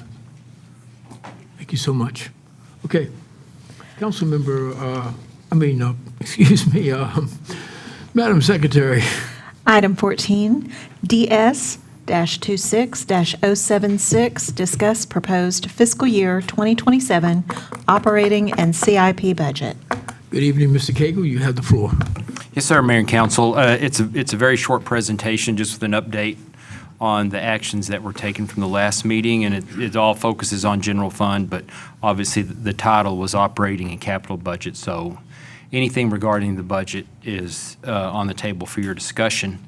So just to let you know where we are now at August 18th, where we're here to discuss any changes to the proposed budget, and then September 1 is set for final adoption. So this was the original proposed budget summary total. And then, so the changes from proposed that were made, the property tax reduction reducing to, from the proposed, reducing 2 full-time equivalents, reducing the lobby services contract, some more operating reductions in engineering, and then because of the changes we made in the general fund to the tax rate, that also made a change in the debt service fund and the health insurance fund. And when you look at those, these are the changes that occurred. And so when you look at the general fund is now balanced based on those changes. And then, so where we are tonight is any other discussion that you want to make to provide a motion of direction before final adoption. So I'll turn it over to you, and our finance staff is here, and we're ready to answer any questions that we can. Mayor Pro Tem. Thank you. I'd like to move that the City Council take a moment to have a conversation about potential immediate and/or temporary funding options for the Friends in Crisis situation. I'd like to bring that back to the table, so I'm making a motion to bring that back. I would also like to make a motion to suspend our general discussion rules so that we can discuss this topic freely and make informed decisions. There's a lot of misinformation that's out there and a lot of things that we need to make sure that we have a clear understanding and that our public has a clear understanding on. So my motion of direction is to please have a conversation about the temporary funding options for the Friends in Crisis situation and to suspend our general rules for this conversation. Okay. Council, is there a second? Council member Nash? Hold on, she's got a question. I'm sorry, those are two different things. Yeah. One motion at a time is appropriate, so, but we're regarding the conversation, you're wanting to, the first part, you're wanting to bring it back at a future date, you're wanting to talk about it right now? I'd like to talk about it now, specifically that issue as it relates to our budget. Okay. I don't think you need a motion of direction to talk about it right now. Okay. It's proper And then to suspend the discussion. rules? Yeah, Just that to would be a suspend the motion. rules? Okay. All right, very good. Well, my motion is to suspend the rules so that we can have a candid conversation about the subject regarding Friends in Crisis specifically. Thank you. Okay. Is there a second? Councilmember Nash King. Mr. Mayor, I second the motion, but I have something else to say with my time. Open for discussion. Thank you. When it comes to Friends in Crisis, Council, Mayor Pro Tem, my only thing I think, I'm looking at that the council should, because we don't have any other shelter that is in place. And Mr. Mayor, I'm trying to get some clarity from Mayor Pro Tem. Thank you. A shelter in place that this council, Mayor Pro Tem, I feel like we should give something to assist with the unsheltered. I mean, there are some new council members, nothing on them, but with not knowing the history that some of us may have, I think putting everything aside and looking at it from a perspective of the people that we serve, Mayor Pro Tem, and the unsheltered is a part of Killeen population. So I would hope that the council would consider, and I'm trying to get clarity from you if there's some kind of direction. I would hope that the council would consider, if you don't feel comfortable with $350,000, could we consider giving something? Because I do honestly believe that it's rough right now for everyone. And I don't know, Mr. Cagle, where this funding may come from, you or Ms. Tangleland, but we should consider a strong effort to continue to keep that shelter open for our population of unsheltered, because they are a part of Killeen. Yes, ma'am. And that's a general direction that I was hoping that we would go, and that's also why I was hoping that we would suspend those rules so we can have that conversation. Part of that motion, part of my conversation is to hopefully be able to offer a temporary monthly solution for them. It's just what is the dollar amount there? That is what I don't know. Do I still have time? Because I'm 40 seconds. You do, Mr. ma'am. Mayor, I got a follow-up question. You do. I agree. If it is a monthly, Mr. Cagle, could you or your team give us, Mayor Pro Tem, just because I still got a couple seconds, amount for a monthly? I totally agree, but there should be some kind of, because we got to the point where we did not fund it. That's But then correct. there should be some stipulation, because I don't want to have this conversation, we're not going to fund it. But if there were some concerns, I believe we should address those concerns with that monthly stipend or revenue. But we should have some criteria if that's something that the council would like to do. Criteria are important, so we won't have to go through this again. That is correct, and that's why I would hope that we can suspend the discussion time so we can get to the bottom of that exactly, for that exact reason. Thank you, Madam. Okay, and thank you, Mr. Mayor, Council. Yes, ma'am. Council member, we are in discussion. Council member Brown. My discussion is on other things other than the motion, so I would prefer that we vote on the motion first, and then I'll have my comments after, if that's okay. Okay, council member Kendricks.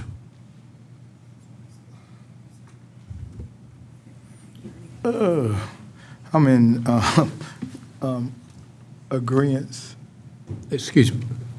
The motion on the table is just whether you want to suspend the rules or not. So if the discussion is related to families in crisis Right, or anything so- else, the motion on the table is just whether you want to suspend the rules so people can talk more. So can we follow through with the motion, and then we can go ahead and discuss? But it's up to the council. We can. Okay, so, okay, with no further discussion about that, all in favor signify by saying yes. All opposed, no. Motion carries 7-0, and we open for extended discussion. Councilmember Kendricks.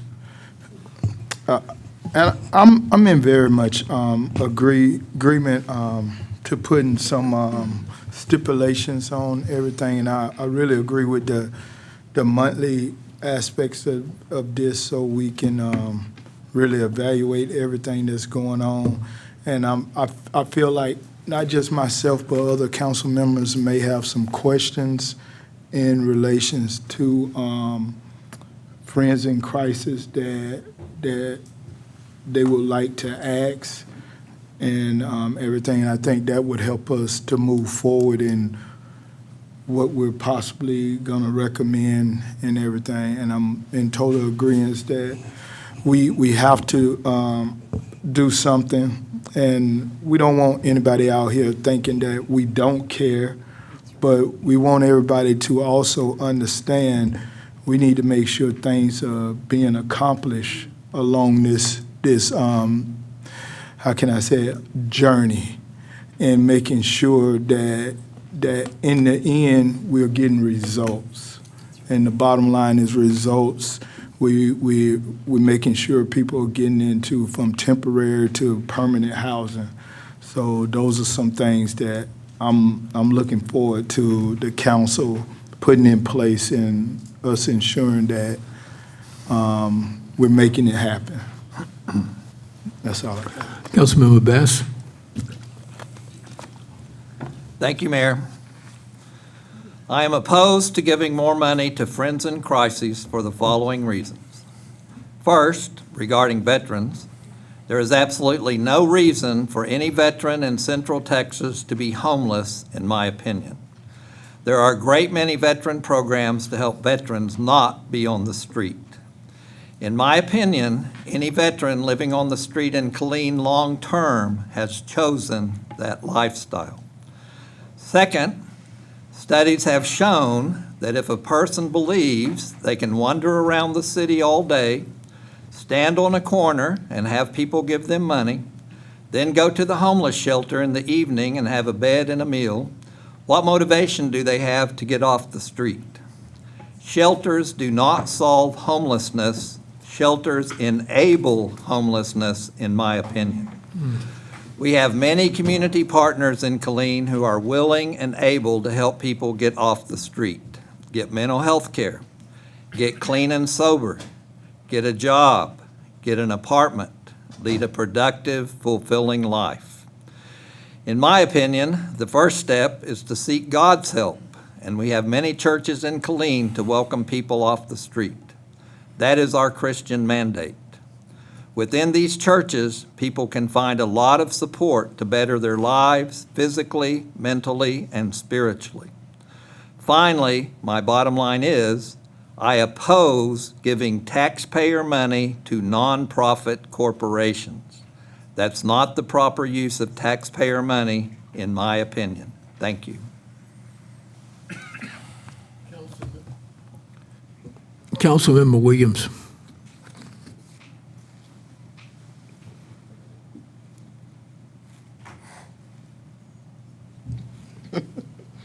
Yes, I think that we should fund Friends in Crisis with something to help them out as they go through this process as well, whether it be temporary or whether it be long-term. I know Mayor Pentempo has, was it a motion that she has said, or just placed some comment on the floor about maybe every month getting some payment for them, maybe temporarily or so. But I believe at this moment, we do need to help them with some kind of assistance. I'm not going for the $300 and some thousand to give to them. I'm not wanting to do that, but I believe that we should help them in some kind of way with funding for them. Now, when we fund them, where would this funding go to? Is it for to just go to their staffing, or what is this funding to go to with Friends in Crisis? Primarily, it's gone to staffing and operational bills like gas bill, electric, city utilities, food, things like that. That's we've been doing this on a reimbursement basis, so we've seen it's their staff that works there, not their executive staff, but the staff actually working at the shelter. And then pretty much those bills I just talked about, some minor maintenance, things like that. That's what we've been reimbursing them for. Okay. So, Mr. Cagle, we're going for the staff. It's not going for direct. We're not looking at direct assistance to clients. They don't use it for that. Well, not to my knowledge. I looked at quite a few months of reimbursements, and it was just for the things that I discussed. Now, those employees are helping. Those Yes. employees at the shelter, they're helping the homeless. Yes, they are. Mhm. Yeah. Okay, thank you. Councilmember William, Mayor Pro Tem. Okay, thank you. And so that raises the part of the question, as we took the time to reach out to the community to gain an understanding of where the dollars were going, how best we can use tax dollars. It wasn't just an outright no, it was a no so we can make sure that we understand where our funds are being appropriated and how so, because my understanding is that this gap funding for this organization was to be temporary. It was 2 years ago when we filled that gap, and then we did it again. But it had stipulations last time that weren't quite met. And so I think this time it's very important that whatever we do moving forward, we have some specific requirements in place. And so for me, my motion of direction, I know people still want to talk, but my motion of direction would be that we consider a temporary funding on a monthly basis, again, with strict appropriations for those funds to not contain executive salaries, but strict appropriation for those funds. And what the dollar amount is, though, yeah, I don't know what the dollar amount is. That's where I'm lost, Mr. Cagle. And I know we talked about a potential fund balance, but I'd like to make a motion in regards to that, but we don't know what is actually available.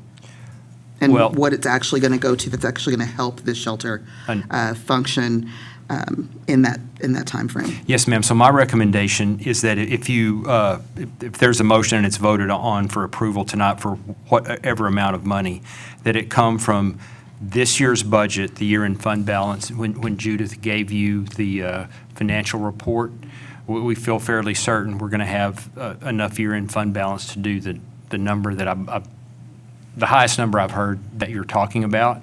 And I want everybody to understand when we talk about this, year-end fund balance, there's never any guarantee that it's going to be there. We budget conservatively to try to make sure, and the 6 years that I've been here, we've done a number of things to tighten down the budget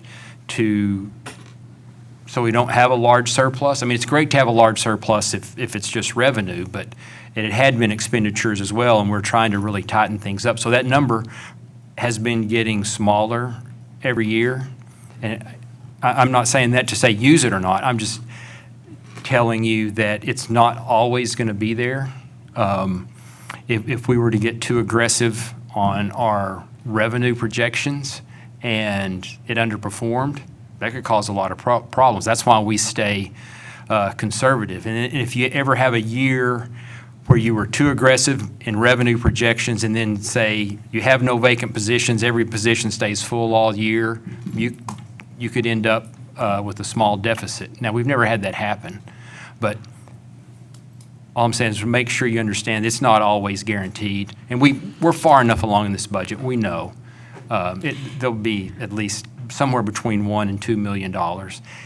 That's a lot of money, but as a percentage of the general fund budget, we're talking 1% or so. And we've been clear year over year, sir, that this was not something that we could fund Yes, year ma'am. over year, that it was supposed to be a one-time support for the community, because we did have an obligation to address the needs of our residents, but not to actually fund and operate a budget for a nonprofit organization specifically.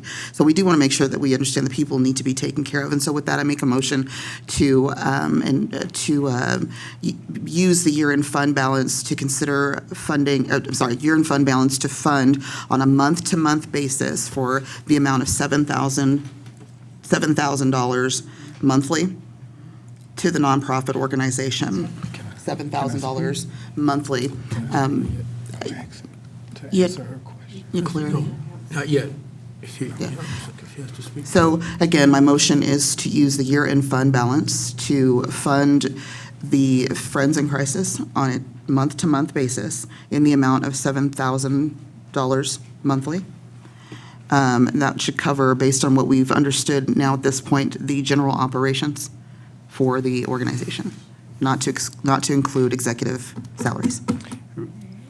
Well, I'm not for sure where you came up with that number because that's. 85,000 is the total. Yeah, I don't know where that, so I can't answer that question, that's based on the information, some of the information that was sent to us. So I'll let council discuss. If I can get a second, that would be great, and we can move forward with the conversation. That's why I want to have we got to start somewhere with a number, so I'd like to start there. That is my motion. Thank you. There's been a motion by Mayor Pro Tem. Is there a second? Councilmember Brown? I will second it for discussion. Discussion is open. Okay, so Mayor, I need to ask Chief Kabinski some questions, and I guess probably the representatives from FIC. Well, Mr. Cagle is here. No, not. Well, Mr. Cagle was copied to the email that I want to address with Chief Kabinski, but probably Chief Kabinski would be the better one to answer it most directly. Regardless of this subject? It is regarding this, yes. Mr. Cagle? Sure, yes, sir. Thank you.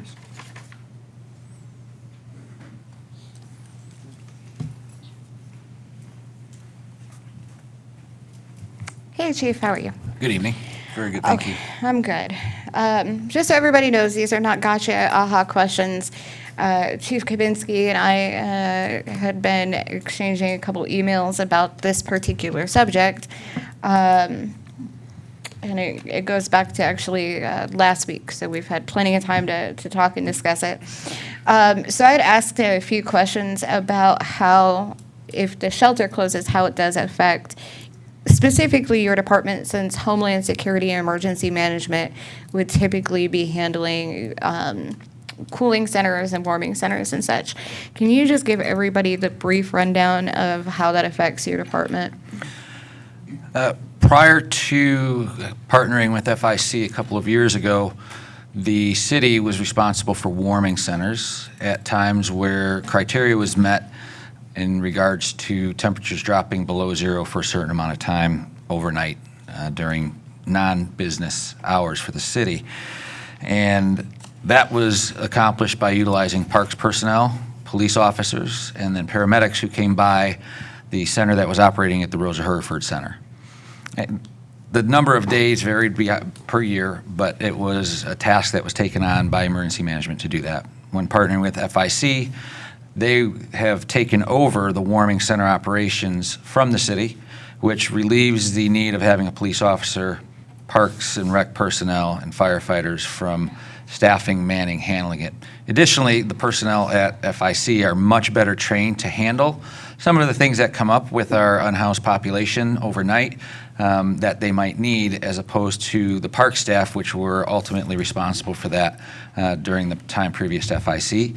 And sometimes park staff were a little uncomfortable with maybe a somewhat agitated occupant who wasn't allowed to lay flat. They had to sit up because we had certain rules and guidelines for those warming centers. And so that is something that has been a help with FIC being funded in the fact that they received the funding. They're held to help us out with warming centers when needed. And then based on the numbers that you were able to get historically, on average, we spend about $23,000 a year, give or take a couple hundred, to operate the warming centers, if FIC isn't doing it. It was a conservative estimate based on just the two staff from parks, the police officer, the firefighter, paramedics. Didn't take into, and it was based on very low-level entry minimum hourly rate. So that was just an estimate that we could give to try to put a number to it. And I appreciate that. So I'm going to go on a little bit. And I also asked about the number of calls, particularly for the unhoused specifically. So just to save time, we'll only talk about 2025. But if my numbers, if I added correctly, then there were about 1,068 calls to the fire department, specifically for the unhoused in 2025. And of that, 353 were at the shelter. Correct. Roughly 35% of EMS calls for what is found in our reporting system is called homeless. That's how it's checked off. We had 353, so about 35%. And then you anticipate that you would have an additional 100 calls over that 1,068 if the shelter were to close. And if I understand correctly, that's partially because the shelter, they have staff who can render at least basic aid for wounds, identify any kind of illnesses early enough that we usually don't have to have the ambulance service. The additional calls above that 353 would be really difficult. We just know that there is the ability for staff at FIC to address something with anybody who's staying there that may result in a 911 call if they're not at FIC. It's a really hard number to say what that would be, though. I really couldn't give you that answer. And so if we go, I'm just going to go on that, what I'm calling a conservative estimate of 100, because I think it would be more than that. If we look at the numbers, I would definitely say at least half of what we have in our point in time count ends up saying and utilizing the services at FIC. And they're only getting a third of the calls. So I think that 100 is conservative, or if we didn't have that service at all. But approximately $1,100 to dispatch an ambulance or for each emergency call from your department, regardless of whether it's just ambulance or ambulance and fire. So at 100, that would be $110,000 a year just in the additional calls. It'd be hard to give that number, but based on your estimations, I would agree with you on that. Again, I have to give the caveat that I don't know what calls would be additional. We know that we can expect 353 calls on average from FIC for somebody who needs EMS. I can't predict if it would increase to that, but if it did, it would be $100,000, correct? Okay. And then, if it's okay, can we actually hear? Attorney, when we said suspend the rules, is that including time? There was no limitation on suspension of the rules, and so if you had specifics that you wanted to create, that didn't happen. So, and I believe that you were suspending the rules with regard to time and number. That's fine. I will wait, and I'll do another round. I just figured I'd make it Thank easy you. and do one. Thank you, because we've got Thank you, Councilmember Brown. Councilmember Kimball. Thank you, Mr. Mayor. Mr. Cagle, you may come back, sir, I mean, I can talk to everybody. whoever you want. First of all, I just want to say thanks to the council for bringing this up. I know we've had some conversations. We've been out in the community talking about this issue. 4 of us came on in May, and we had this put right in our lap, and we had to make some decisions. We had to make a vote, and I think we thought $350,000 was it was a big number. So for the last few months, we've been out in the community having some great conversations with people. I really had some great conversations to people who really know about how the homeless, how that operation works. And then we had some people who were just really the first time they heard about it. And they didn't really know the difference between friends in crisis, families in crisis. There was a lot of confusion. And I tried my best to separate that. Because one of the things that I heard, and I will hopefully get some clarity tonight, is that the shelter was going to shut down and there's going to be all these homeless people on the street. And I said, well, no. I said there are veterans that are still going to be served. There are families still going to be served. There's still a huge, but people were like, they were like, well, no, we heard. Then they would say that the shelter was closing down. So there was a lot of education that has happened over the last few months. So I thank everybody for that. I guess when I think for the clarity that when I look at the population that is, when I use this analogy of an umbrella, that, and if I'm wrong, please somebody step up and help me out. So we have families in crisis that covers everybody, right? We have domestic violence, veterans, children, right? And then you have friends in crisis, for people who are not covered by the umbrella of domestic violence, or if you're a veteran or you fall in this category where funding still happens, because we did approve funding for over $400,000 for family in crisis, right? Through CBD funds. Excuse me? Yeah, so that there's still people being covered. We're taking a small slither of an umbrella of people who will not be covered, and that's what we're talking about tonight, or this community conversation that has happened. So I just want people that we are not kicking domestic violence, people who suffered with domestic violence. If they're covered by that, they're not going to be homeless. Veterans are not going to be homeless. And then people say, well, the city hasn't done anything. I think we need to clear that up too. If my calculations are right, since 2020, either through direct funding or grants, Mr. Cagle, we spent over $1 million that went towards, I think it's 1.06, I think, if I added that up. Yes, sir, I think that sounds right. So, and plus, we didn't even take in the number, I didn't add up. We have at least 2 full-time employees, that's all they do, our homeless outreach team. Oh, from the police department? Yes. Yes, sir. And that's probably at a cost of $75,000 per employee. Salary, car, gas, uniform, all the things they do. So I just want people to say that the city of Killeen, these council members that I've known for many years and some I've got to know recently, we're not any cold, heartless people. I have had conversations with Mr. Cagle over the last, month or so to try to figure this out. And I know collectively this council is. So I think before we leave here tonight, we're going to figure this out one way or the other. And whatever that number is, because there's still a responsibility to our taxpayers, because our responsibility is not to fund this perpetually. We can't do that. Now, we can, but there will be some tax increases and some things that probably people don't want to do. But I think it is time for the call to action, like the Mayor Pro Tem said, that we have to lean on our community partners to fill in some gaps. I think our community partners filling in some gaps, along with some funding for us, the shelter will continue.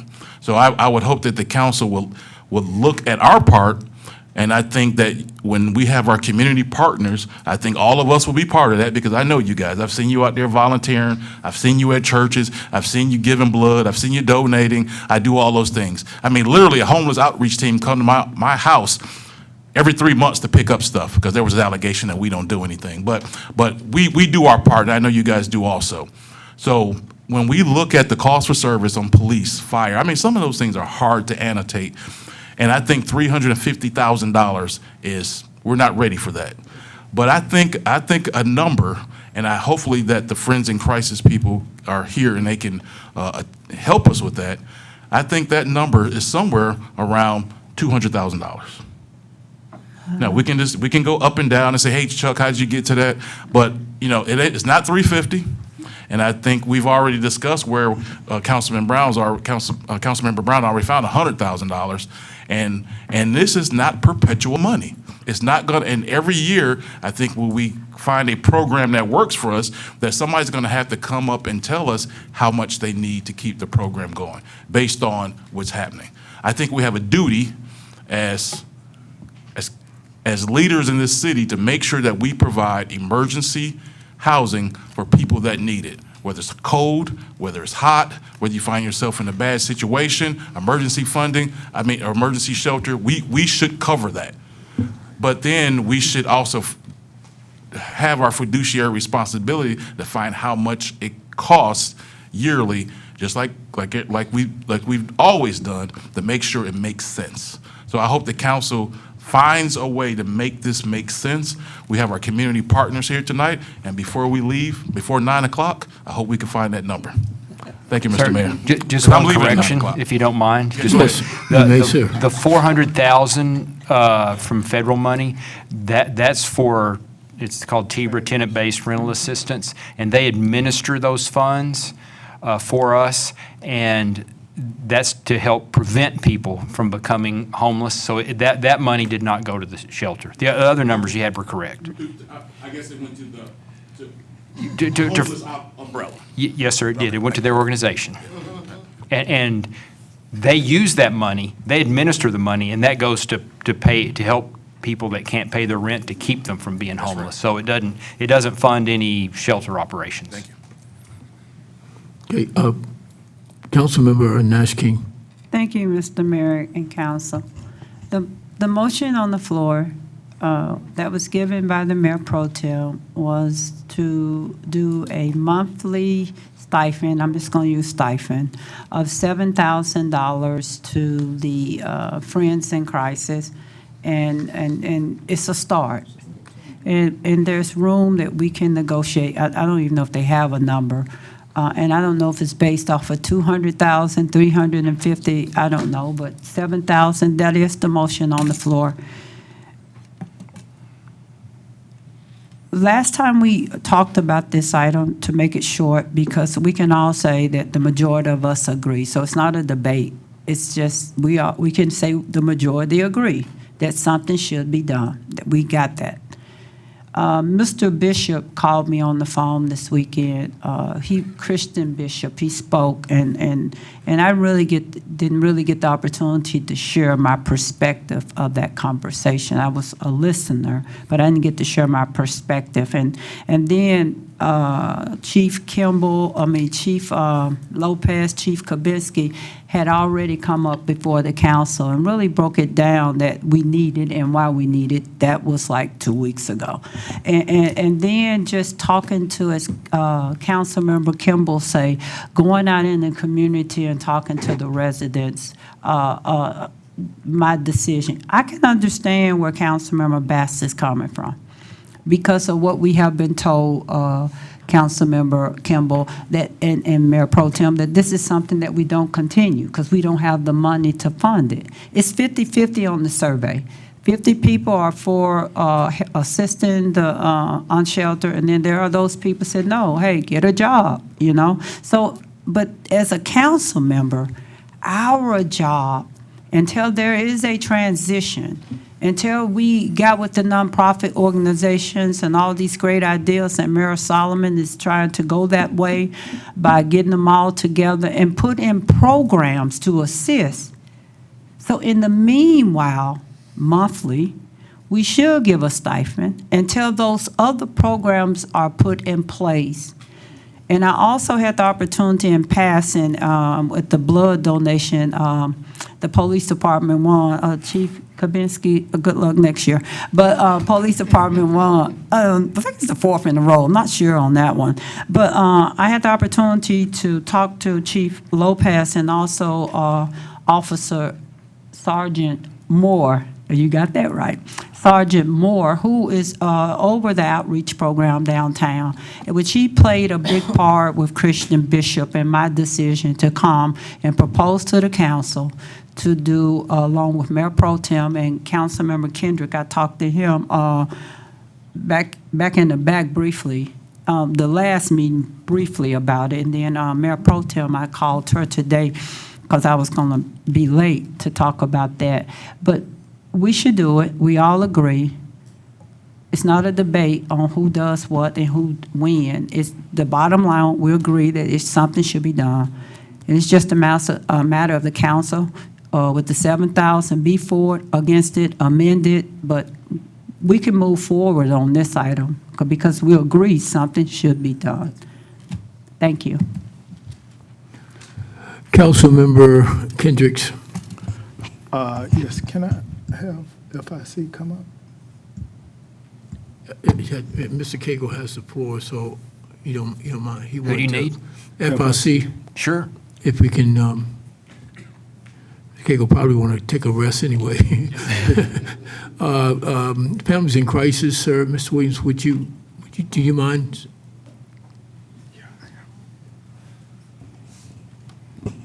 Since you're here, good evening, sir. Ma'am, it's good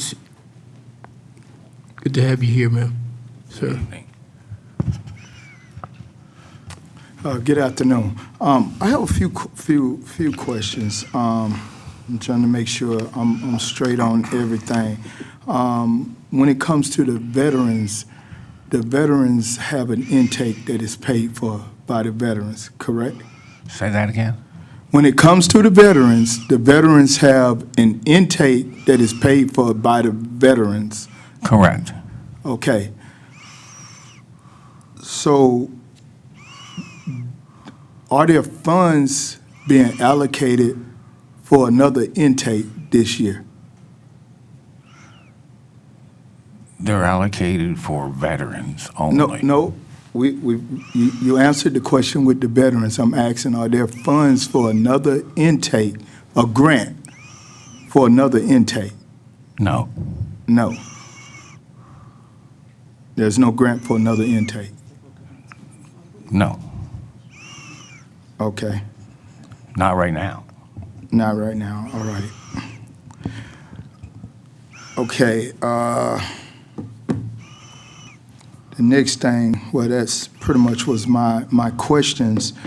But if Madam Pro Temp doesn't mind, I would like to make an amendment to your motion.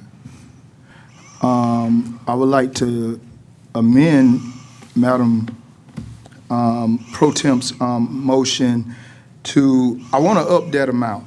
And I can understand where Councilmember Kimball came at with, he said $200,000, but we're going to do it on a monthly basis.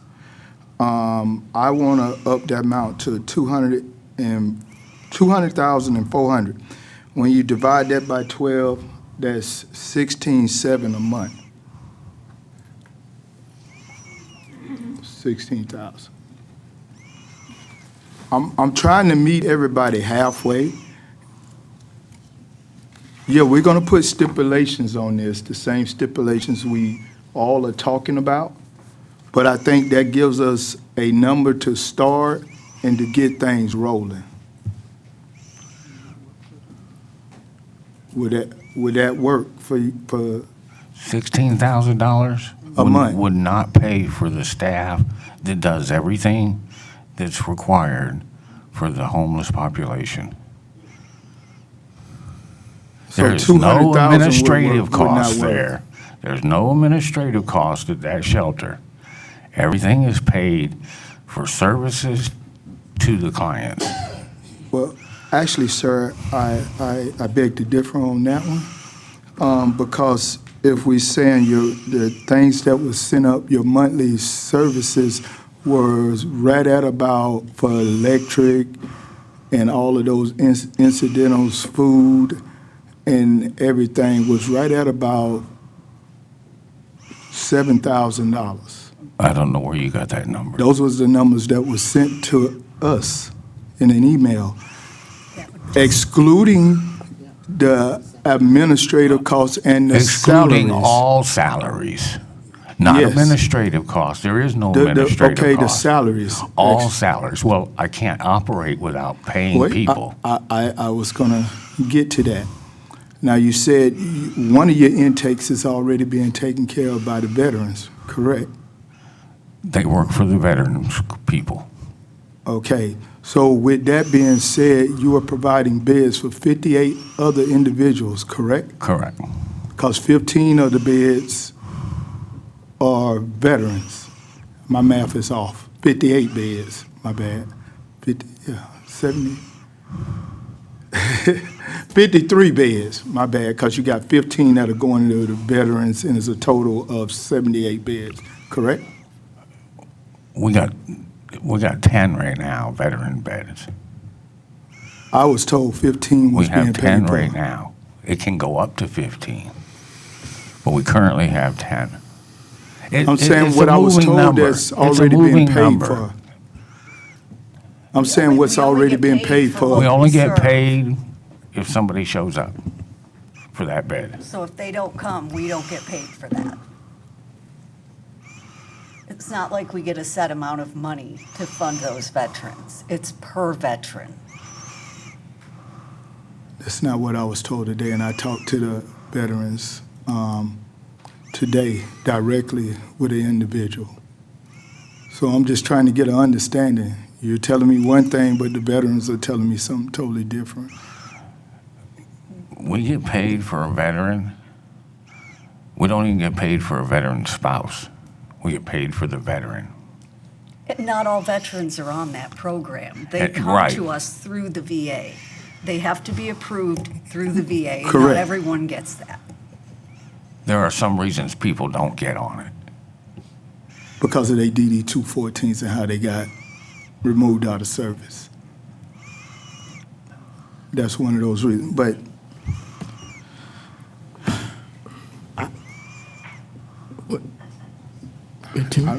I'm trying to make some headway with this. How much do you need, sir?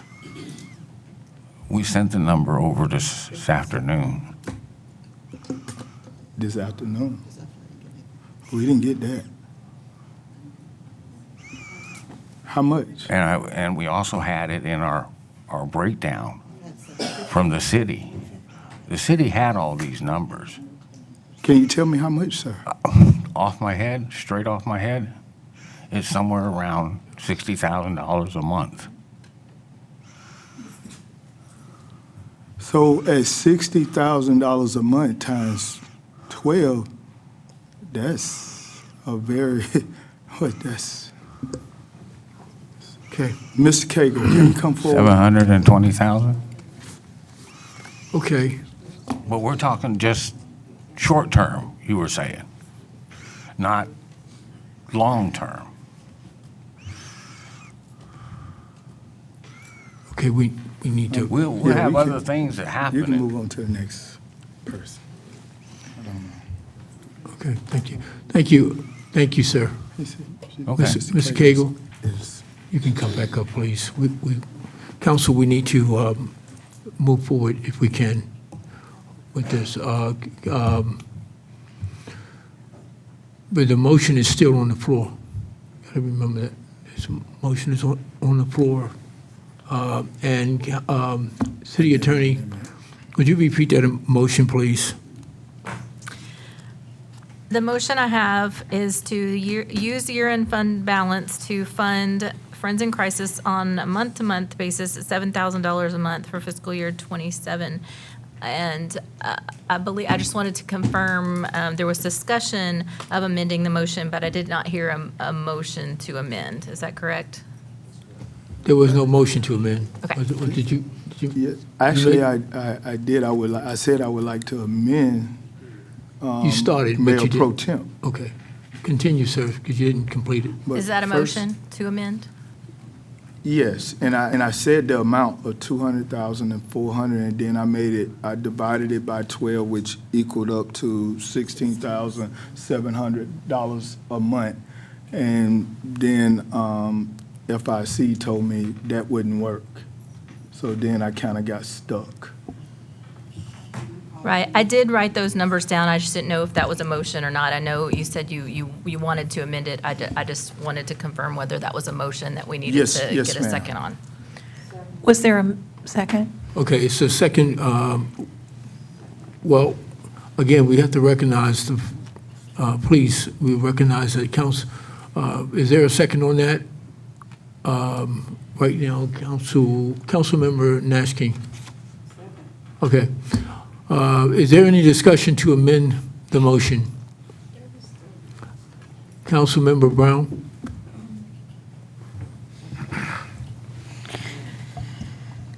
I don't know that I'm confident to support that particular amendment, given the feedback we just got from FIC. So from the very beginning, their number was 350. If we took away the 42,000 that is paid for by the VA for one of their intake specialists, would bring us to, let's say, 300,000, which is a little bit more than what you had said. But I would just need confirmation from them that 300,000 keeps them open for the year. And Well, then- I'm looking at what we reimbursed in '25 from March through September, and they varied because it was on reimbursement from a low of 32,000 in one month to a high of 59,000 in another month. So,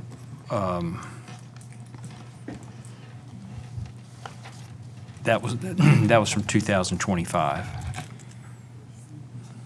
Councilmember Brown, you? Can I ask Mr. Hall to come back up again to tell us if that 300,000 would keep them open? They may come back. Thank you. Ms. Williams?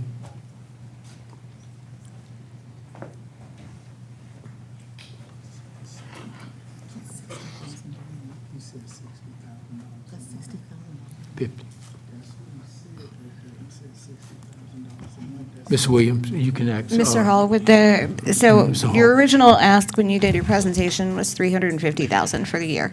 Correct.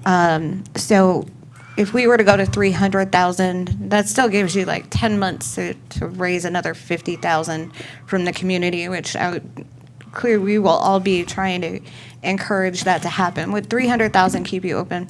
It would keep us going for X number of months.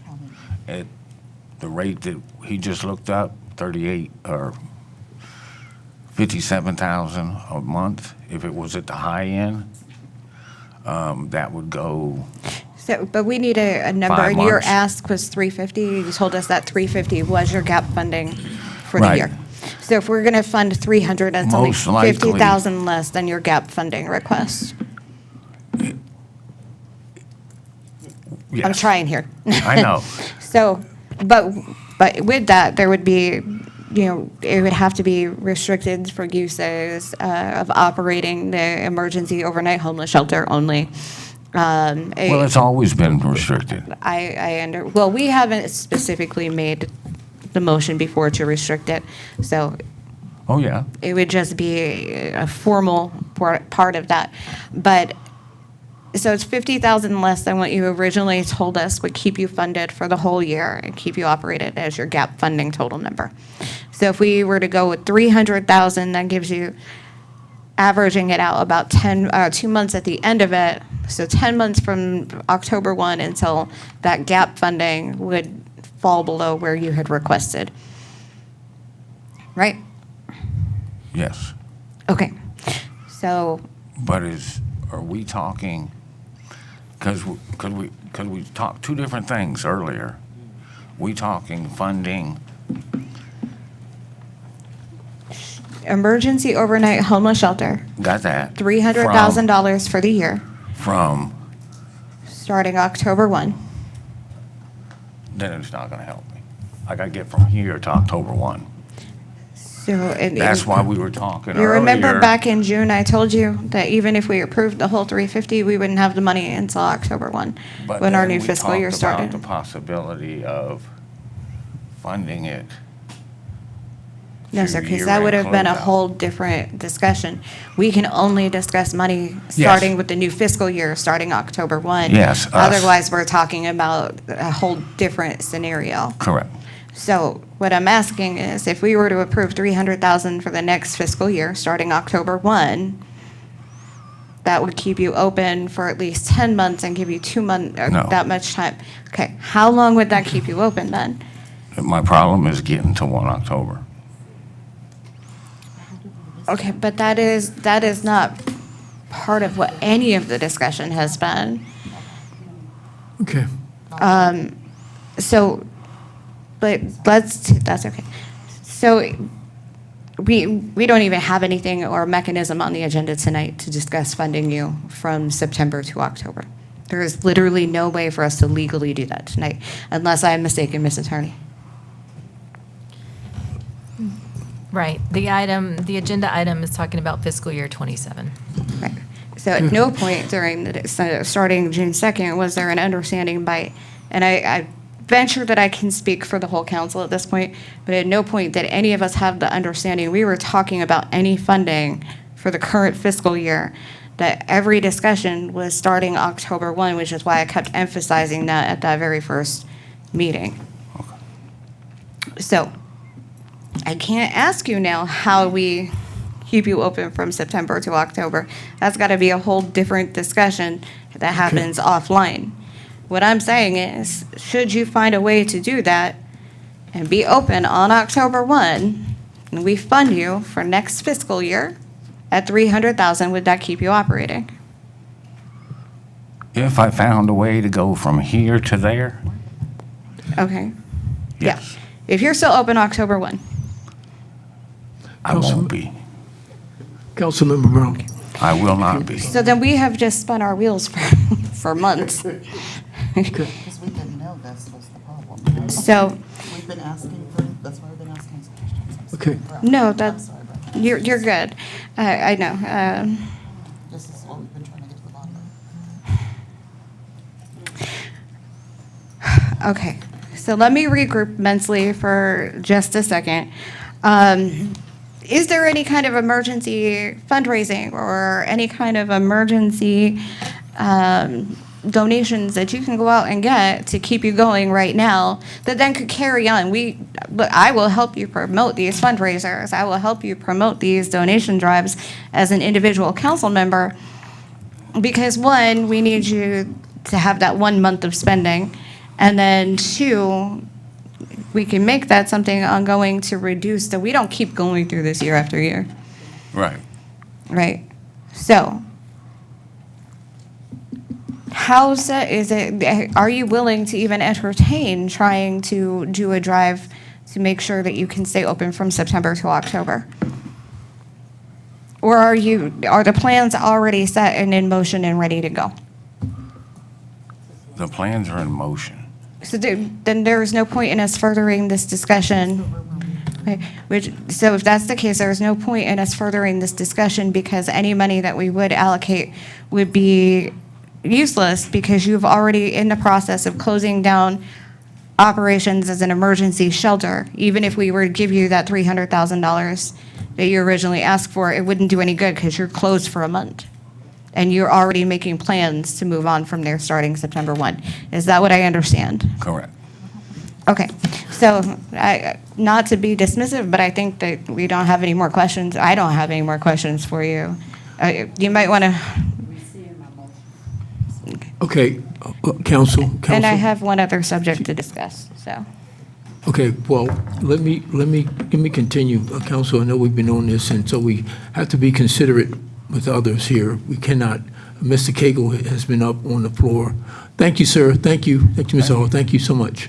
Okay, well, so may I finish since I still have the floor, sir? You may finish. Okay, and it's not about the FIC. I do have one other important thing. We did have a But we're still in the, budget discussion. well, we'll get ready to vote on, we're in discussion mode. We have motions on the floor. Right. The motion is on the floor. And we're in discussion mode of that. Continue. Okay, so I will wrap this comment into a way that I can that fits within the motions on.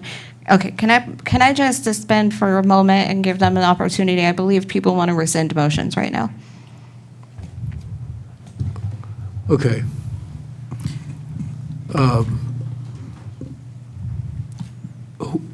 Councilmember, Mayor Pro Tem? It's Who made the motion? Mr. Mayor, if you don't mind, I have to rescind the amendment, and then Councilmember Kendrick, and then I have to rescind the original motion, and then Mayor Pro Tem. Okay. So, Mr. Mayor, I rescind. Okay. Mr. Mayor, I rescind my second to the amendment. Okay, Councilmember Kendricks? I would like to rescind my Motion. amendment to the motion. I rescind, oh, go ahead, sorry. Thank you. Mr. Mayor, I'd like to rescind my second to the original motion. Okay, thank you. And I Council- rescind my original motion. Okay. Okay. Okay. City Attorney? If I can clarify, did I have Councilmember Brown as the second on the original motion? No, it was Councilwoman Nash. I had that wrong? Okay, all right, thanks. Okay. Okay, you may, Councilmember Brown? Thank you. So we had another speaker come up. There's one other community partner that I feel strongly needs to have some funding that hasn't had any funding yet. And that would be the IBCC Business Solutions Center. We need to support our small businesses. We have funded them for their very first year. This is their inaugural year. They've already assisted multiple small businesses in our community. Without that funding, I think that we're doing a disservice to the entire community, and particularly the small businesses. Our Business Resource Center shut down several years ago. Texas Workforce Solutions isn't offering that anymore. The Chamber of Commerce is no longer offering that. KEDC, we need them to concentrate on bringing in new businesses and not necessarily building up the ones that we have. So I would make a motion that we fund IBCC out of the year-end balance, the $50,000 to match what they were funded for this fiscal year. There's a motion on the floor to fund, at the end of the year, funding by Councilmember Brown. Is there a second? Councilmember Williams? Okay.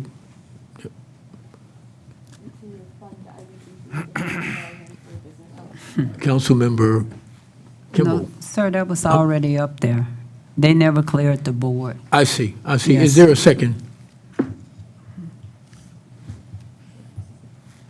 Councilmember Kimball?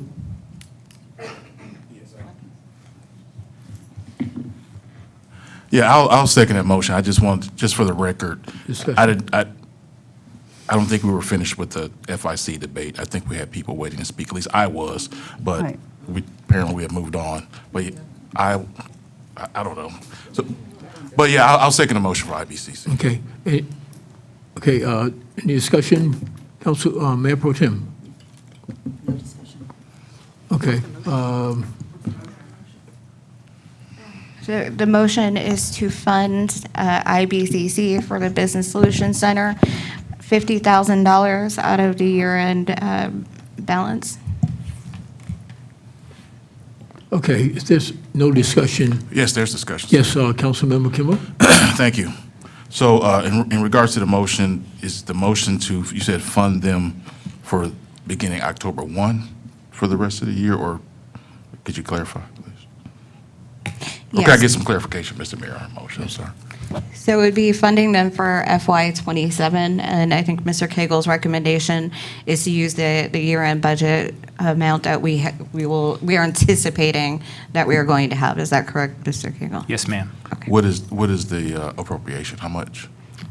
50,000. Okay, because that wasn't in the motion, I think, was it? Yes, It it was. was. It was? I didn't Yeah. hear a number. No, it's was. okay. We've been throwing numbers around all night. Yeah, it was in the motion. Thank you. And that's really what we did before. Okay. Council, Mayor Pro Tem, open for discussion. Miss, I have to finish the IBCC myself. Yes. Subject is different, so. Okay. Okay, Councilmember Nash King. Thank you, Mr. Mayor. I mean, I support everybody, but if we don't have the end of the year budget revenue, why we just didn't give it to family in crisis and they would have just had to come up with for 1 month, like $10,000 to make it 60? So if the revenue is there, I don't feel comfortable knowing people don't have a place to stay, and we could have used that to at least assist them with that 1 month gap before October 1st. Could they have used that money for that, Ms. Cagle, yes or no, or is this something we already put in place? Well, what we're talking about tonight's the 27 budget that starts October Oh, 1. then I don't have a problem with that. No, I thought it was for this year. She said the end of the year, so I just assumed that it was for this year. Okay. No, I'm okay with that. No more comments on that. Okay, if there's no discussion, signify yes by all in favor, no if you oppose.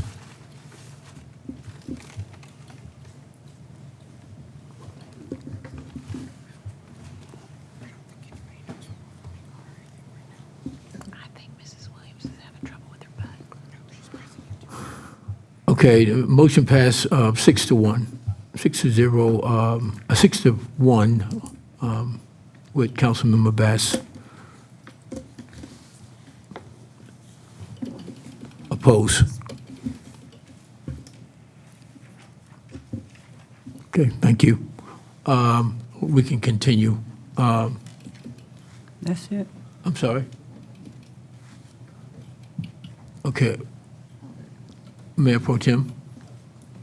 Thank you. Mr. Cagle, I do have a question for you. I have back to the unhoused, the homeless situation. Now, we had a constituent who was also working actively in the community who stated that there was a potential building that he's under contract on. I don't know what this, I don't have all the details on that. Would it be appropriate or possible to at least earmark for future discussion a dollar amount under the excess fund balance? If we were talking, let's just say we were already discussing with FIC for $200,000, can we earmark that for conversations as it relates to a possible solution for future? Or would that be appropriate under this circumstance? Sure. Just to earmark it so that we have it, so that we can have a conversation in the event there's an opportunity there. So I would like to make a motion to earmark $200,000 of our excess fund balance for Armor of God Ministries for future discussion for allocation. Okay, this motion was made by Mayor Pro Tem. Is there a second? I don't know if this board is cleared. I see Councilmember Kimball. I did. Okay, you did not. Okay, is there a motion? Wave your hand. Nash King is on that. I second that motion. Okay, second by Councilmember Nash King. Any discussion? Yes, right there. Yeah, I see it. Okay, Councilmember Nash King. Oh, sir, I'm out of order. Okay. I'm out of order. Is this, I don't think they cleared the board, but, Yeah, I clicked to discuss it. They don't clear that. okay. Councilmember Nash King? Oh, thank you, sir. So with this being said for 200,000, can I say, City Attorney, can I go back to Friends in Crisis on this subject? If it's related to this subject, Okay. So we're earmarking funding for 2027, correct? Next year. And you giving me that look, because I guess you know I'm about to say something I haven't been saying. I was just trying to see if there any hope for this year for Friends in Crisis. I think that would have to be on a different agenda. Oh, okay, I'll make a motion of direction to put it on our next agenda. Okay, we're open for discussion now. Yes, sir, after this one, I'll do it. Okay. Mayor Pro Tem? Councilmember Kimball? Thank you, Mr. Mayor. I heard a figure, I just need to get some clarification, Mr. Cagle. We had a reimbursement for families in friends in crisis. You said was, ranged between $32,000 and $50,000 a month. Was that the range that I heard? Yes, sir, and that was from March of '25 through September of '25. Does that break down, say, what that reimbursement would they go to? They go to salaries, equipment, operations? Does it break it down? Yes, sir. So the three biggest are salaries and wages, then payroll taxes, employee benefits. That was salaries and wages, $245,000, payroll taxes, $18,000, benefits, $29,000, and then operations, $56,000. That was things like their electric bill, gas bill, and so that was over 7 months. The 240,000, I think it said 245. The 245, was that for employee salary? Does it tell you what the employees are or what level? Was those the intake people? Yes, sir. It was intake people, security, cleaning, cooking. Okay, just doing some quick math here, I'm sorry. So if we wanted to allocate to relieve the burden, I'm just thinking out loud here, relieve the burden of Friends in Crisis, to relieve the burden of those salaries, that'd be about $20,000 a month, $22,000 a month. So that's money that they don't have to pay, but we would take care of the salaries of those intake personnel. Well, it's a little more than that, because when you pay the salaries, you've got to pay. The benefits that come with it. Yeah, so that's $25,000 a month. that would be close. Those numbers varied from a low of 28,000 to a high of 41,000. Okay. But even if we funded those salaries at 80%, let's say 80%, at about $20,000 a month, because then that's money that they don't have to go get. I'm still committed to making this work for next year. We have a responsibility to try to make this work. But when I heard a number that they didn't know that they were getting funding for next year, but we still have a responsibility to take care of the unhoused population in the city. And even if we earmark something for next year, I mean, there's still people are going to go unhoused. I would just ask the council to consider, if we paid 80% of the salaries of the intake personnel at Friends in Crisis, I mean, that's still $20,000 a month, $20,000 to $22,000 a month that they don't have to pay. I still think we should be committed to doing that beginning October 1, because if we don't do anything, then nothing's going to be done nothing's going to be done. And I don't think that's the way. I think our intent was to do something before we heard some pretty high numbers. So I just think that, if we get back on track to do something for them for next year, I don't mind funding those salaries at 70 to 80%, and then our community partners can help us with the rest of that. So that's just my thought. I didn't get a chance to talk before because of all the confusion that was going on. I still think that we should regroup and think about taking care of the unhoused population in the cities through Friends in Crisis until someone else wants to step up and do it or becomes competitive to do that. That's all I have, Mr. Mayor. Okay. Council, I know we're putting out a lot of numbers. We're all over the place. We're just all over the place. And I think that we need to really, first of all, he mentioned, and I'm talking about the FIC, mentioned that he had sent some type of report, figures today. And I think until we can really narrow it down, look at everything, we're putting out figures. I mean, obviously they need help. But I think we have to do it in a wise way and think about what we're doing. And we have to consider, and we can't just come and figure it out right here without looking at figures. He mentioned that $7,000 is just not going to do it for him. He put the base target was $50 a month. And I think we owe it to ourselves to kind of like look at things and go back and look at it before we make this whole discussion here. We can spend a lot of time just trying to figure it out. We want to help them. Obviously, we want to help our homeless population. I know about the homeless. I'm involved in the homeless. I work with the homeless outreach all the time for years. And so it's a need out there. It's a great need. It's a great need.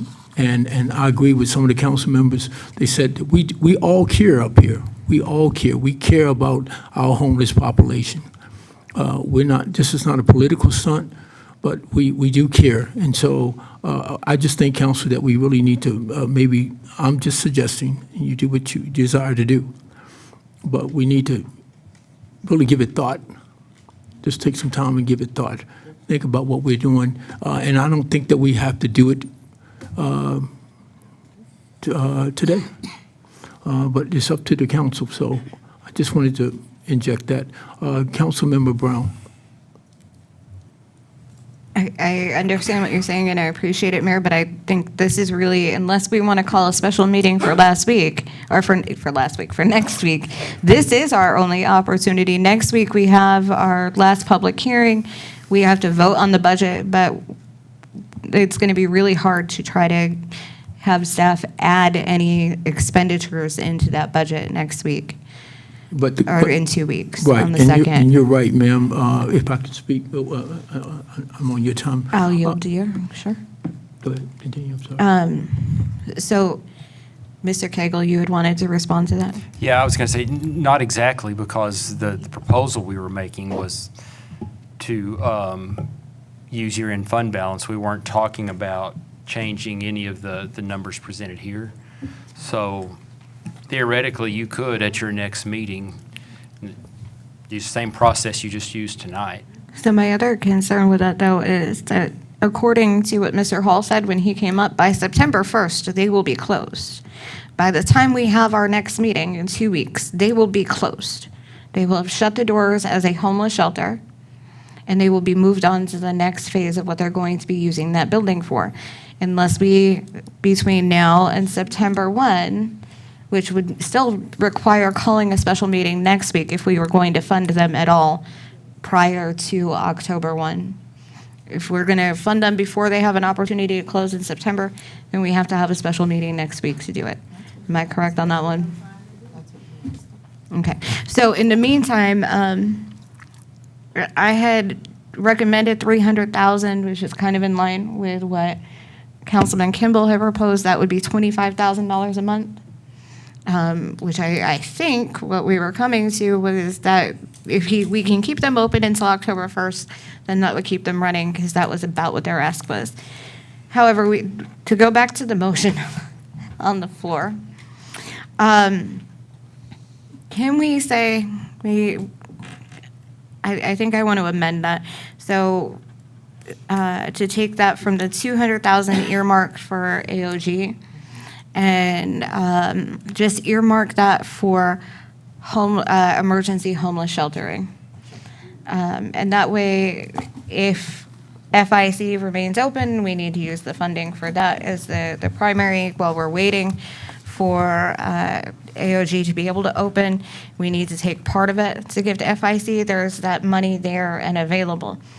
Otherwise, we're leaving ourselves kind of vulnerable again. So I would amend the motion to earmark the $200,000 for the purpose of sheltering, emergency sheltering for homeless.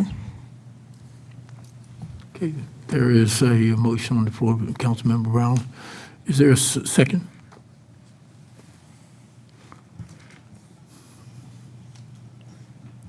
Mayor Pro Tem? I second that. Second by Mayor Pro Tem. Any discussion?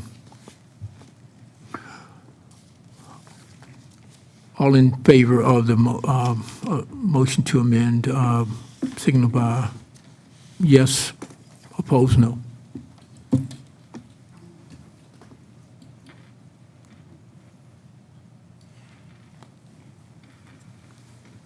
Okay, motion fails, 4-3.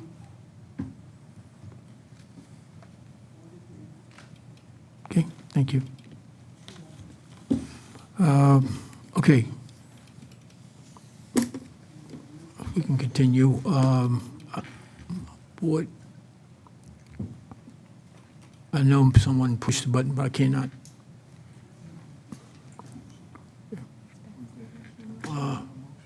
Yes, we're going back. It's city attorney, it's the original motion. We're still at the original motion.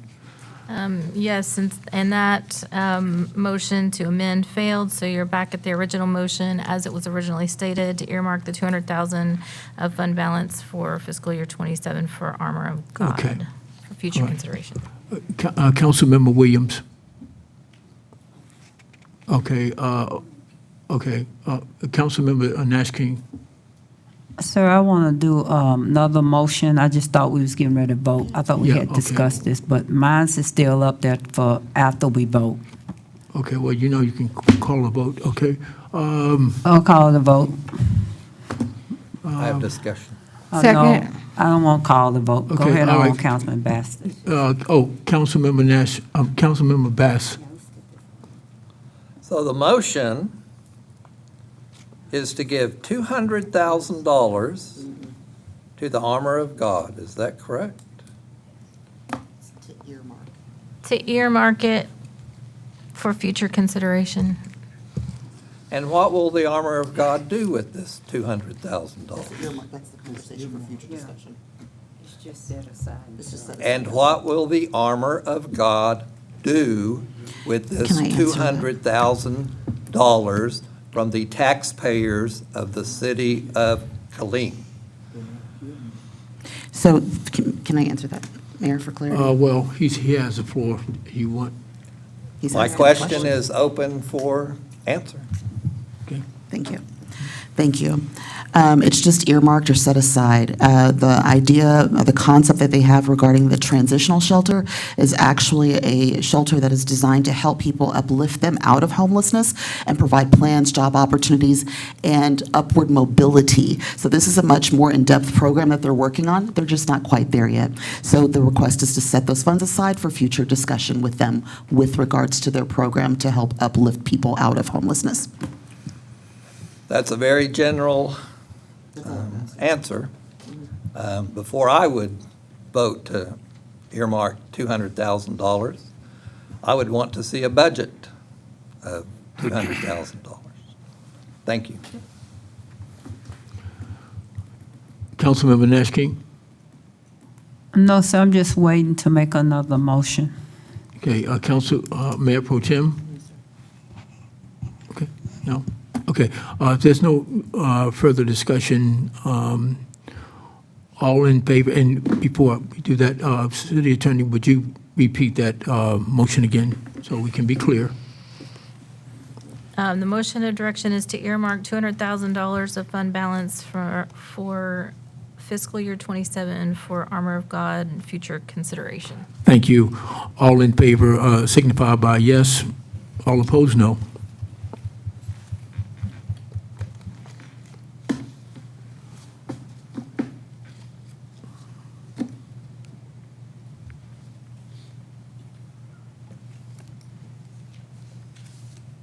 Did everyone vote? Yeah, they have now. Okay, the motion passed 5-2.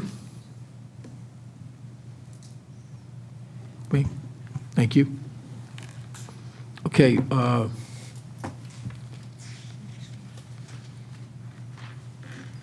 Mr. Cagle, is there any, okay, I see now, Councilmember Nash King. Thank you. I would like to make a motion to have a special council meeting on Tuesday. Correct? Would that be give you time, Mr. Cagle? Okay. On Tuesday, the date for that, I had it, but it closed, so we can be clear, at 5 o'clock. What is it? August 25th. August 25th at 5 o'clock, a special meeting to discuss finding funding to assist Friends in Crisis to stay open for this month in September, and also to discuss monthly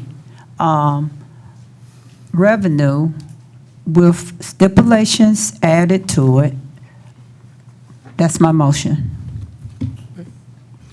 Is there a second? Ms. Mayor Pro Tem. Mayor Pro Tem? I can second that. Okay. Council, you second it? Okay, all right. Any open for discussion?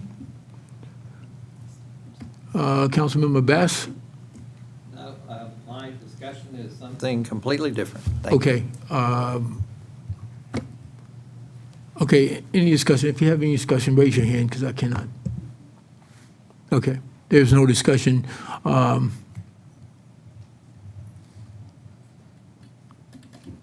Okay, all in favor signify by yes. All opposed, no.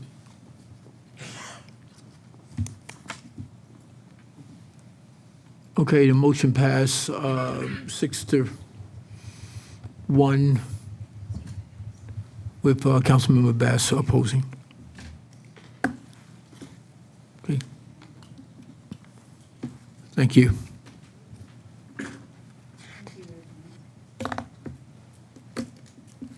All righty. Okay. Any more?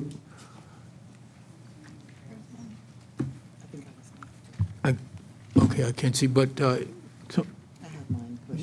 Mayor Pro Tem?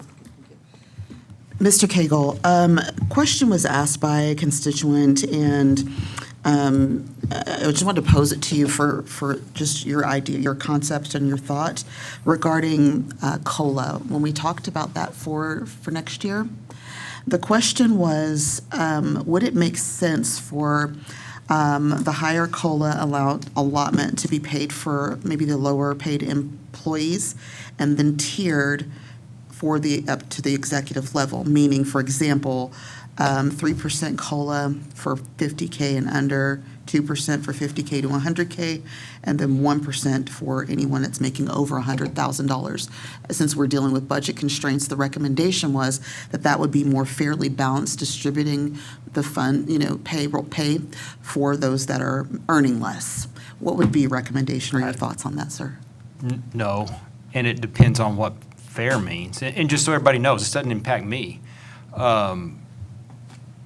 We already have issues with compression. Mm-hmm. That's when a supervisor's making almost the same as the employee under them. This makes the problem worse. And so you're also sending the message that some are more valued than others. And we're in a competitive marketplace, and you stop paying your executives, you're going to have turnover there. I'm not sure what the goal is here. If the goal is to save money, then you should just reduce the COLA across the board. So, and again, this is not mine, I'm just again, reading this for a constituent, and his question I thought was fair, and he wanted to understand, it was really the dissemination, so the fact that somebody that was earning more would get that larger gap of 3% versus somebody who was making less, so that was just a redistribution question. So I think your answer perfectly answered that, so I know he's watching, so thank you for providing that clarity. That's all I had, sir. Thank you. Councilmember Bass. All right, we're still talking about the next year's budget, right? Yes, sir. Okay. I oppose raising our property tax in next year's budget. We are getting ready to launch a lobbying campaign at the legislature to increase our reimbursement for the veteran property tax exemption. I feel sure some legislators will have two questions for us regarding our budget. One, did we increase property taxes on our taxpayers? Second, do we have wasteful spending in our budget? I personally will hate to have to say yes to both of those questions.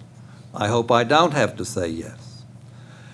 Apparently, based on previous discussions, we are in fact poised to vote yes for a substantial property tax increase. Meanwhile, we are getting slammed by many residents of Killeen for planning to spend $1 million to paint overpasses.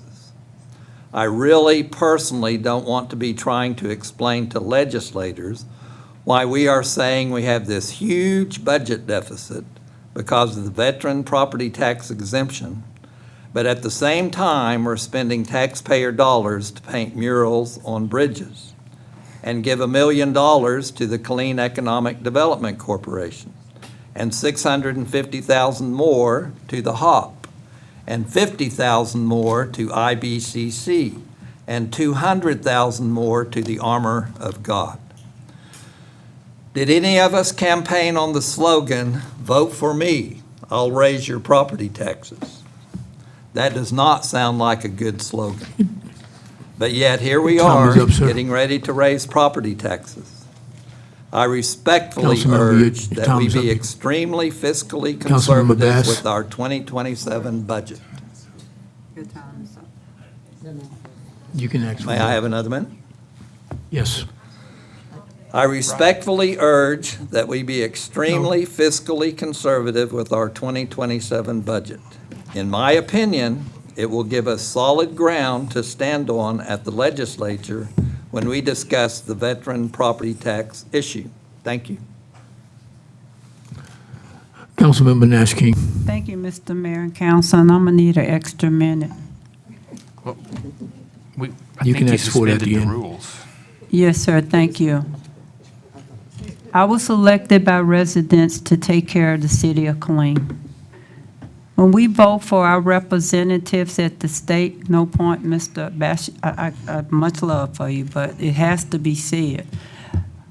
When we voted for our representatives at the state and the federal level, it was not predicated on micromanaging on how we run the city of Killeen. If a representative, I'm just assuming, I don't know if it's true or not, if so, our veterans that defend this country, it should not be predicated if you take care of them when there was a mandate from state that we didn't ask for. But they put this hardship not only on Killeen, all of Central Texas, Bell County cities. So you taking care of the veterans, if it was said, I don't know if it was stated or not, but if someone said they're keeping an eye on how the city of Killeen budget their monies, and that would depend if they take care of the veterans that defend this great nation for them to be able to even discuss the city of Killeen. Shame on you. That veteran exemption is due to us because the state mandated us. Put that mandate in place. In every city that has near a military base near Bell County, they're being penalized for it. But I don't hear any other city, if it was said that a representative is watching a budget. The only city they watching is Killeen, and the question is why? Why Killeen? I don't get into petty politics because this diet should be nonpartisan, and we should not be pushing a Republican or a Democrat agenda. We should be pushing the agenda for the people that we serve, period. Thank you. Point of order, please. Thank you. No clapping.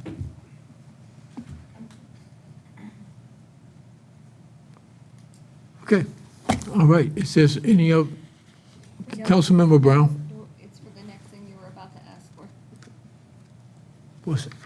I was going to make a motion to adjourn. Oh, no, we got non-agenda item.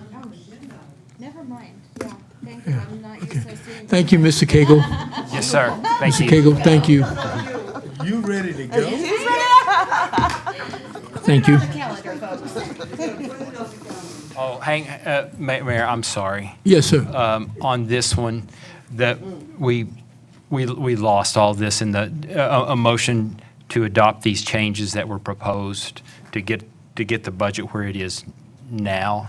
Okay. Not the other stuff you talked about tonight, just the ones on this screen. Okay, so we need a motion Yes, sir, a motion of direction to adopt these changes. Okay, Councilmember Nash King. Thank you. I make a motion of direction to adopt the changes from proposed budget Mr. Cagle discussed. Councilmember Brown. Second. Any discussion? Councilmember Williams, discussion? Okay. If there's no discussion, all in favor signify by yes. All opposed, no.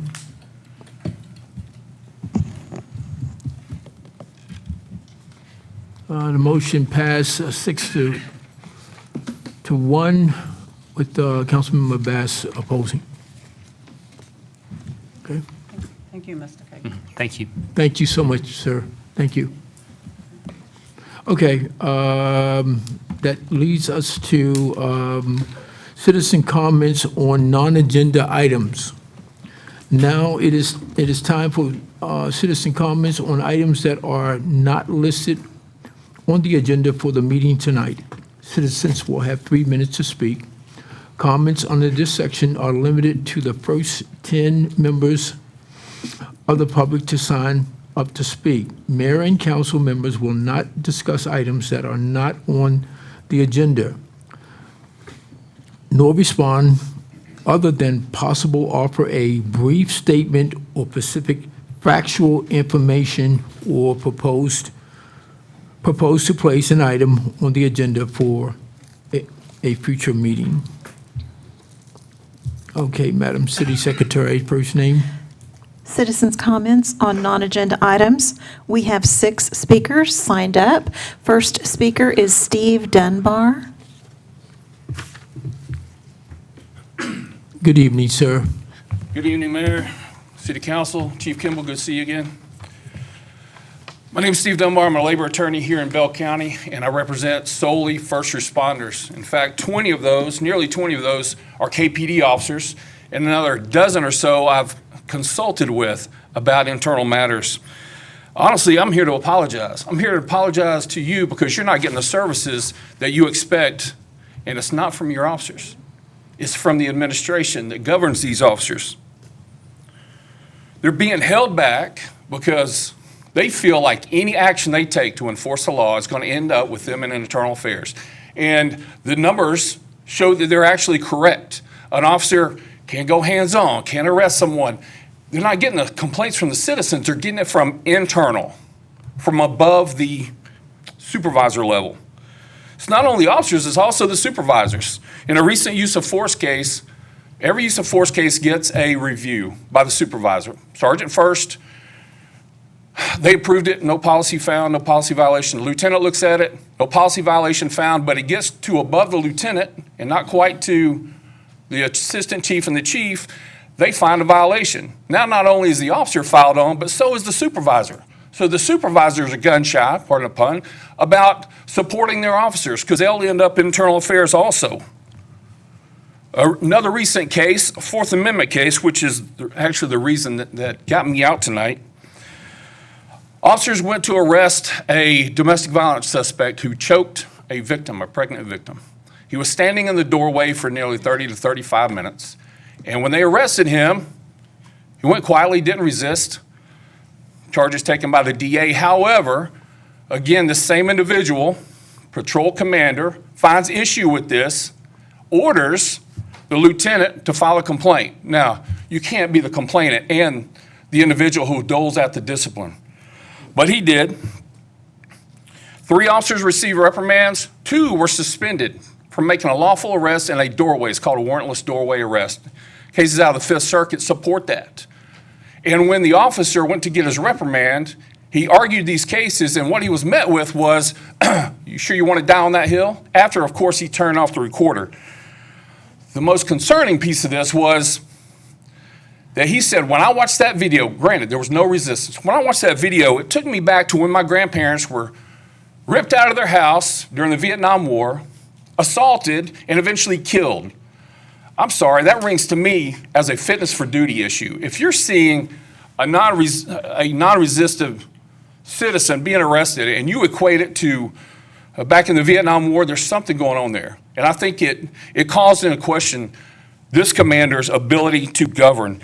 I saw a 7% turnover rate earlier. Those numbers are going to go up significantly if something's not sir. done. Your time is Thank up. you, Mr. Mayor. Thank you, sir. Next speaker is Dr. Sue Nisi Croft.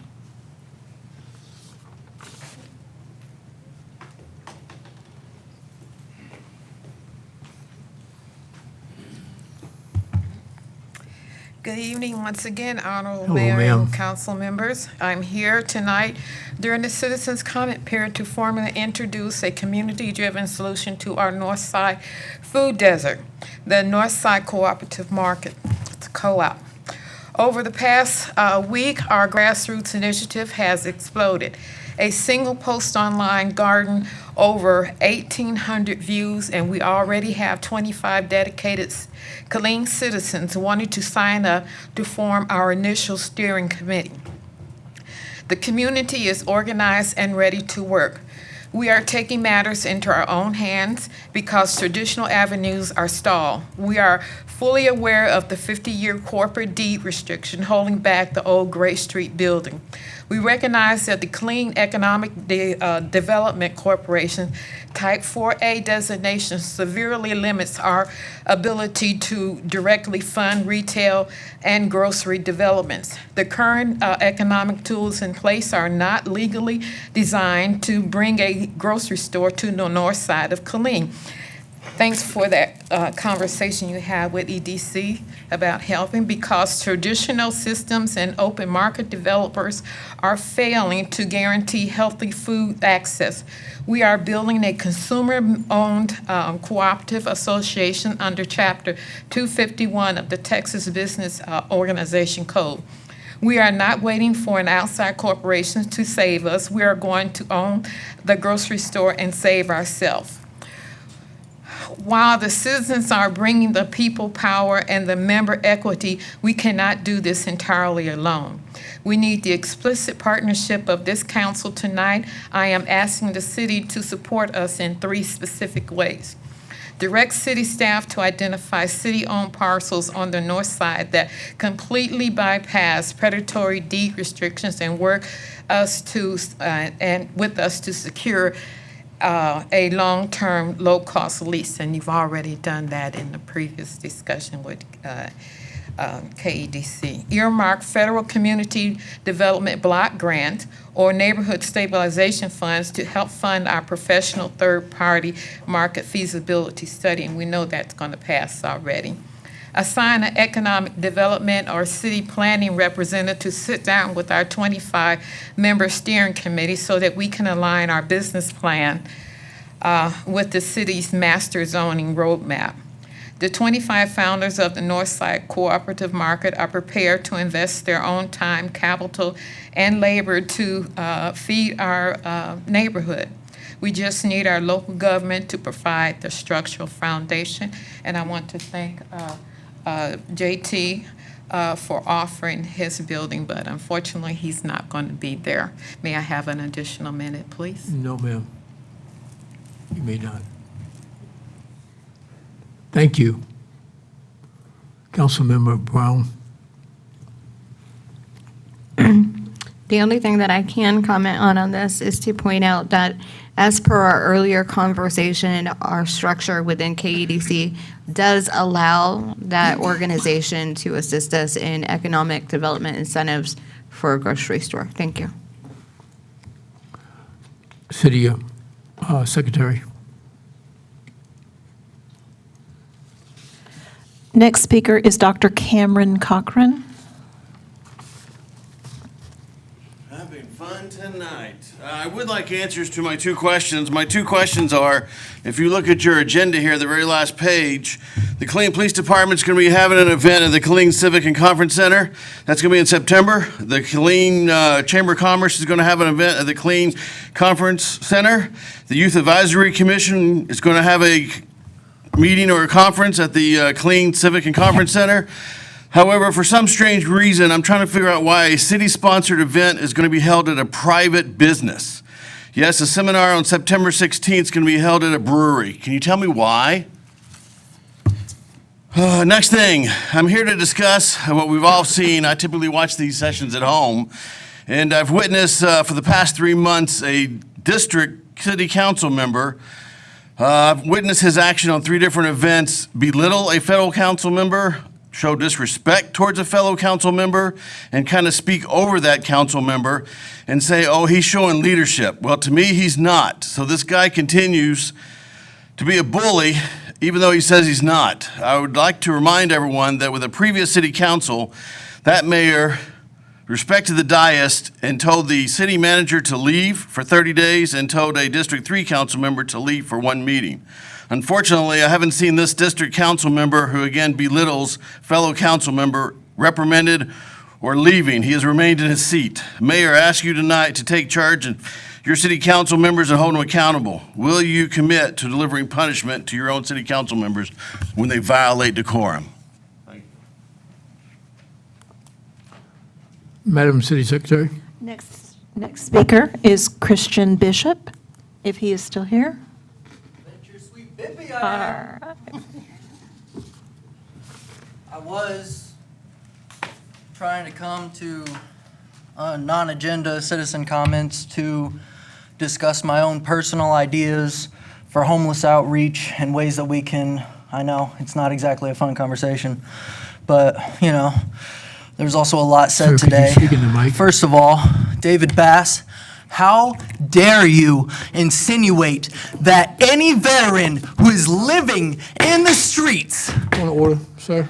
who is living in the streets, decided that?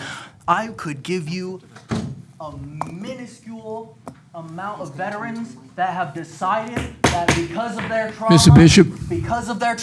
that is the only place they can live. You, with your 2 pensions Mr. Bishop, and your you immense out of amounts order. of influence, do not get to You out tell of order. people that they chose something when they have been repeatedly told Sir, and forced I into wa- the streets and marginalized. Take him out.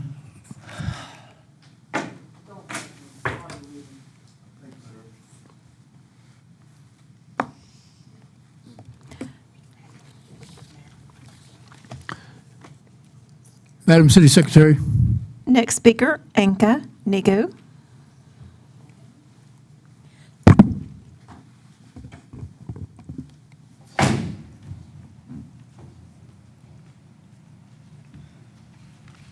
Thank you, Mayor and Council. Since the city manager said that I made a false statement, I'm going to clarify what I said. It wasn't false. It was true. So I was on the Animal Advisory Committee with Dr. Joyner, who is the owner of the building on Rancier. And on the same Animal Advisory Committee was the Assistant City Manager.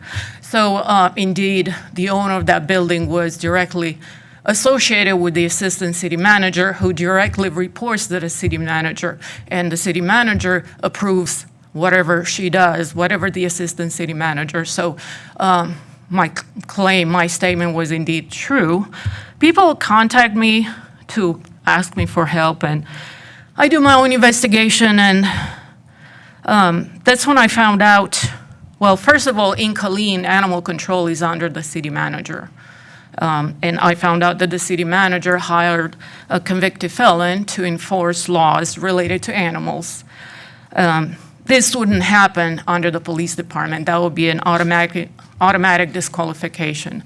Thankfully, the convicted felon was eventually fired after about a year, which indicates to me, and based on some investigation that I've done on my own, that he has caused harm to the public. There's currently a person convicted of domestic violence working as an animal control officer. If they were under the police department, that would be an automatic disqualification. I know that because I'm on the Copperas Cove Animal Advisory Committee, and on Bell County, they're under law enforcement. I already knew the answer, and they confirmed those felony conviction and domestic violence conviction are automatic disqualification, but not in Killeen, because Killeen Animal Control is under the City Manager. I'm not even asking you to do anything. I just want the public to be aware next time Animal Control shows up at your door or one of your constituents' door. It could be a convicted felon or somebody convicted of domestic violence. And I'll very happy to share the proof. I wouldn't make this statement if I didn't have evidence. Thank you. Madam City Secretary. Next speaker is Isaac Martinez.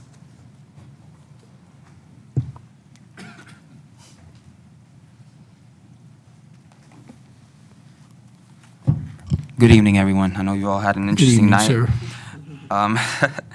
I've created, or rather, I'd prepare a speech just to avoid babbling, on my own words, and also to keep it brief and respect all of your times. The topics that I'll speak on right now is related to economic, business, as well as community safety development.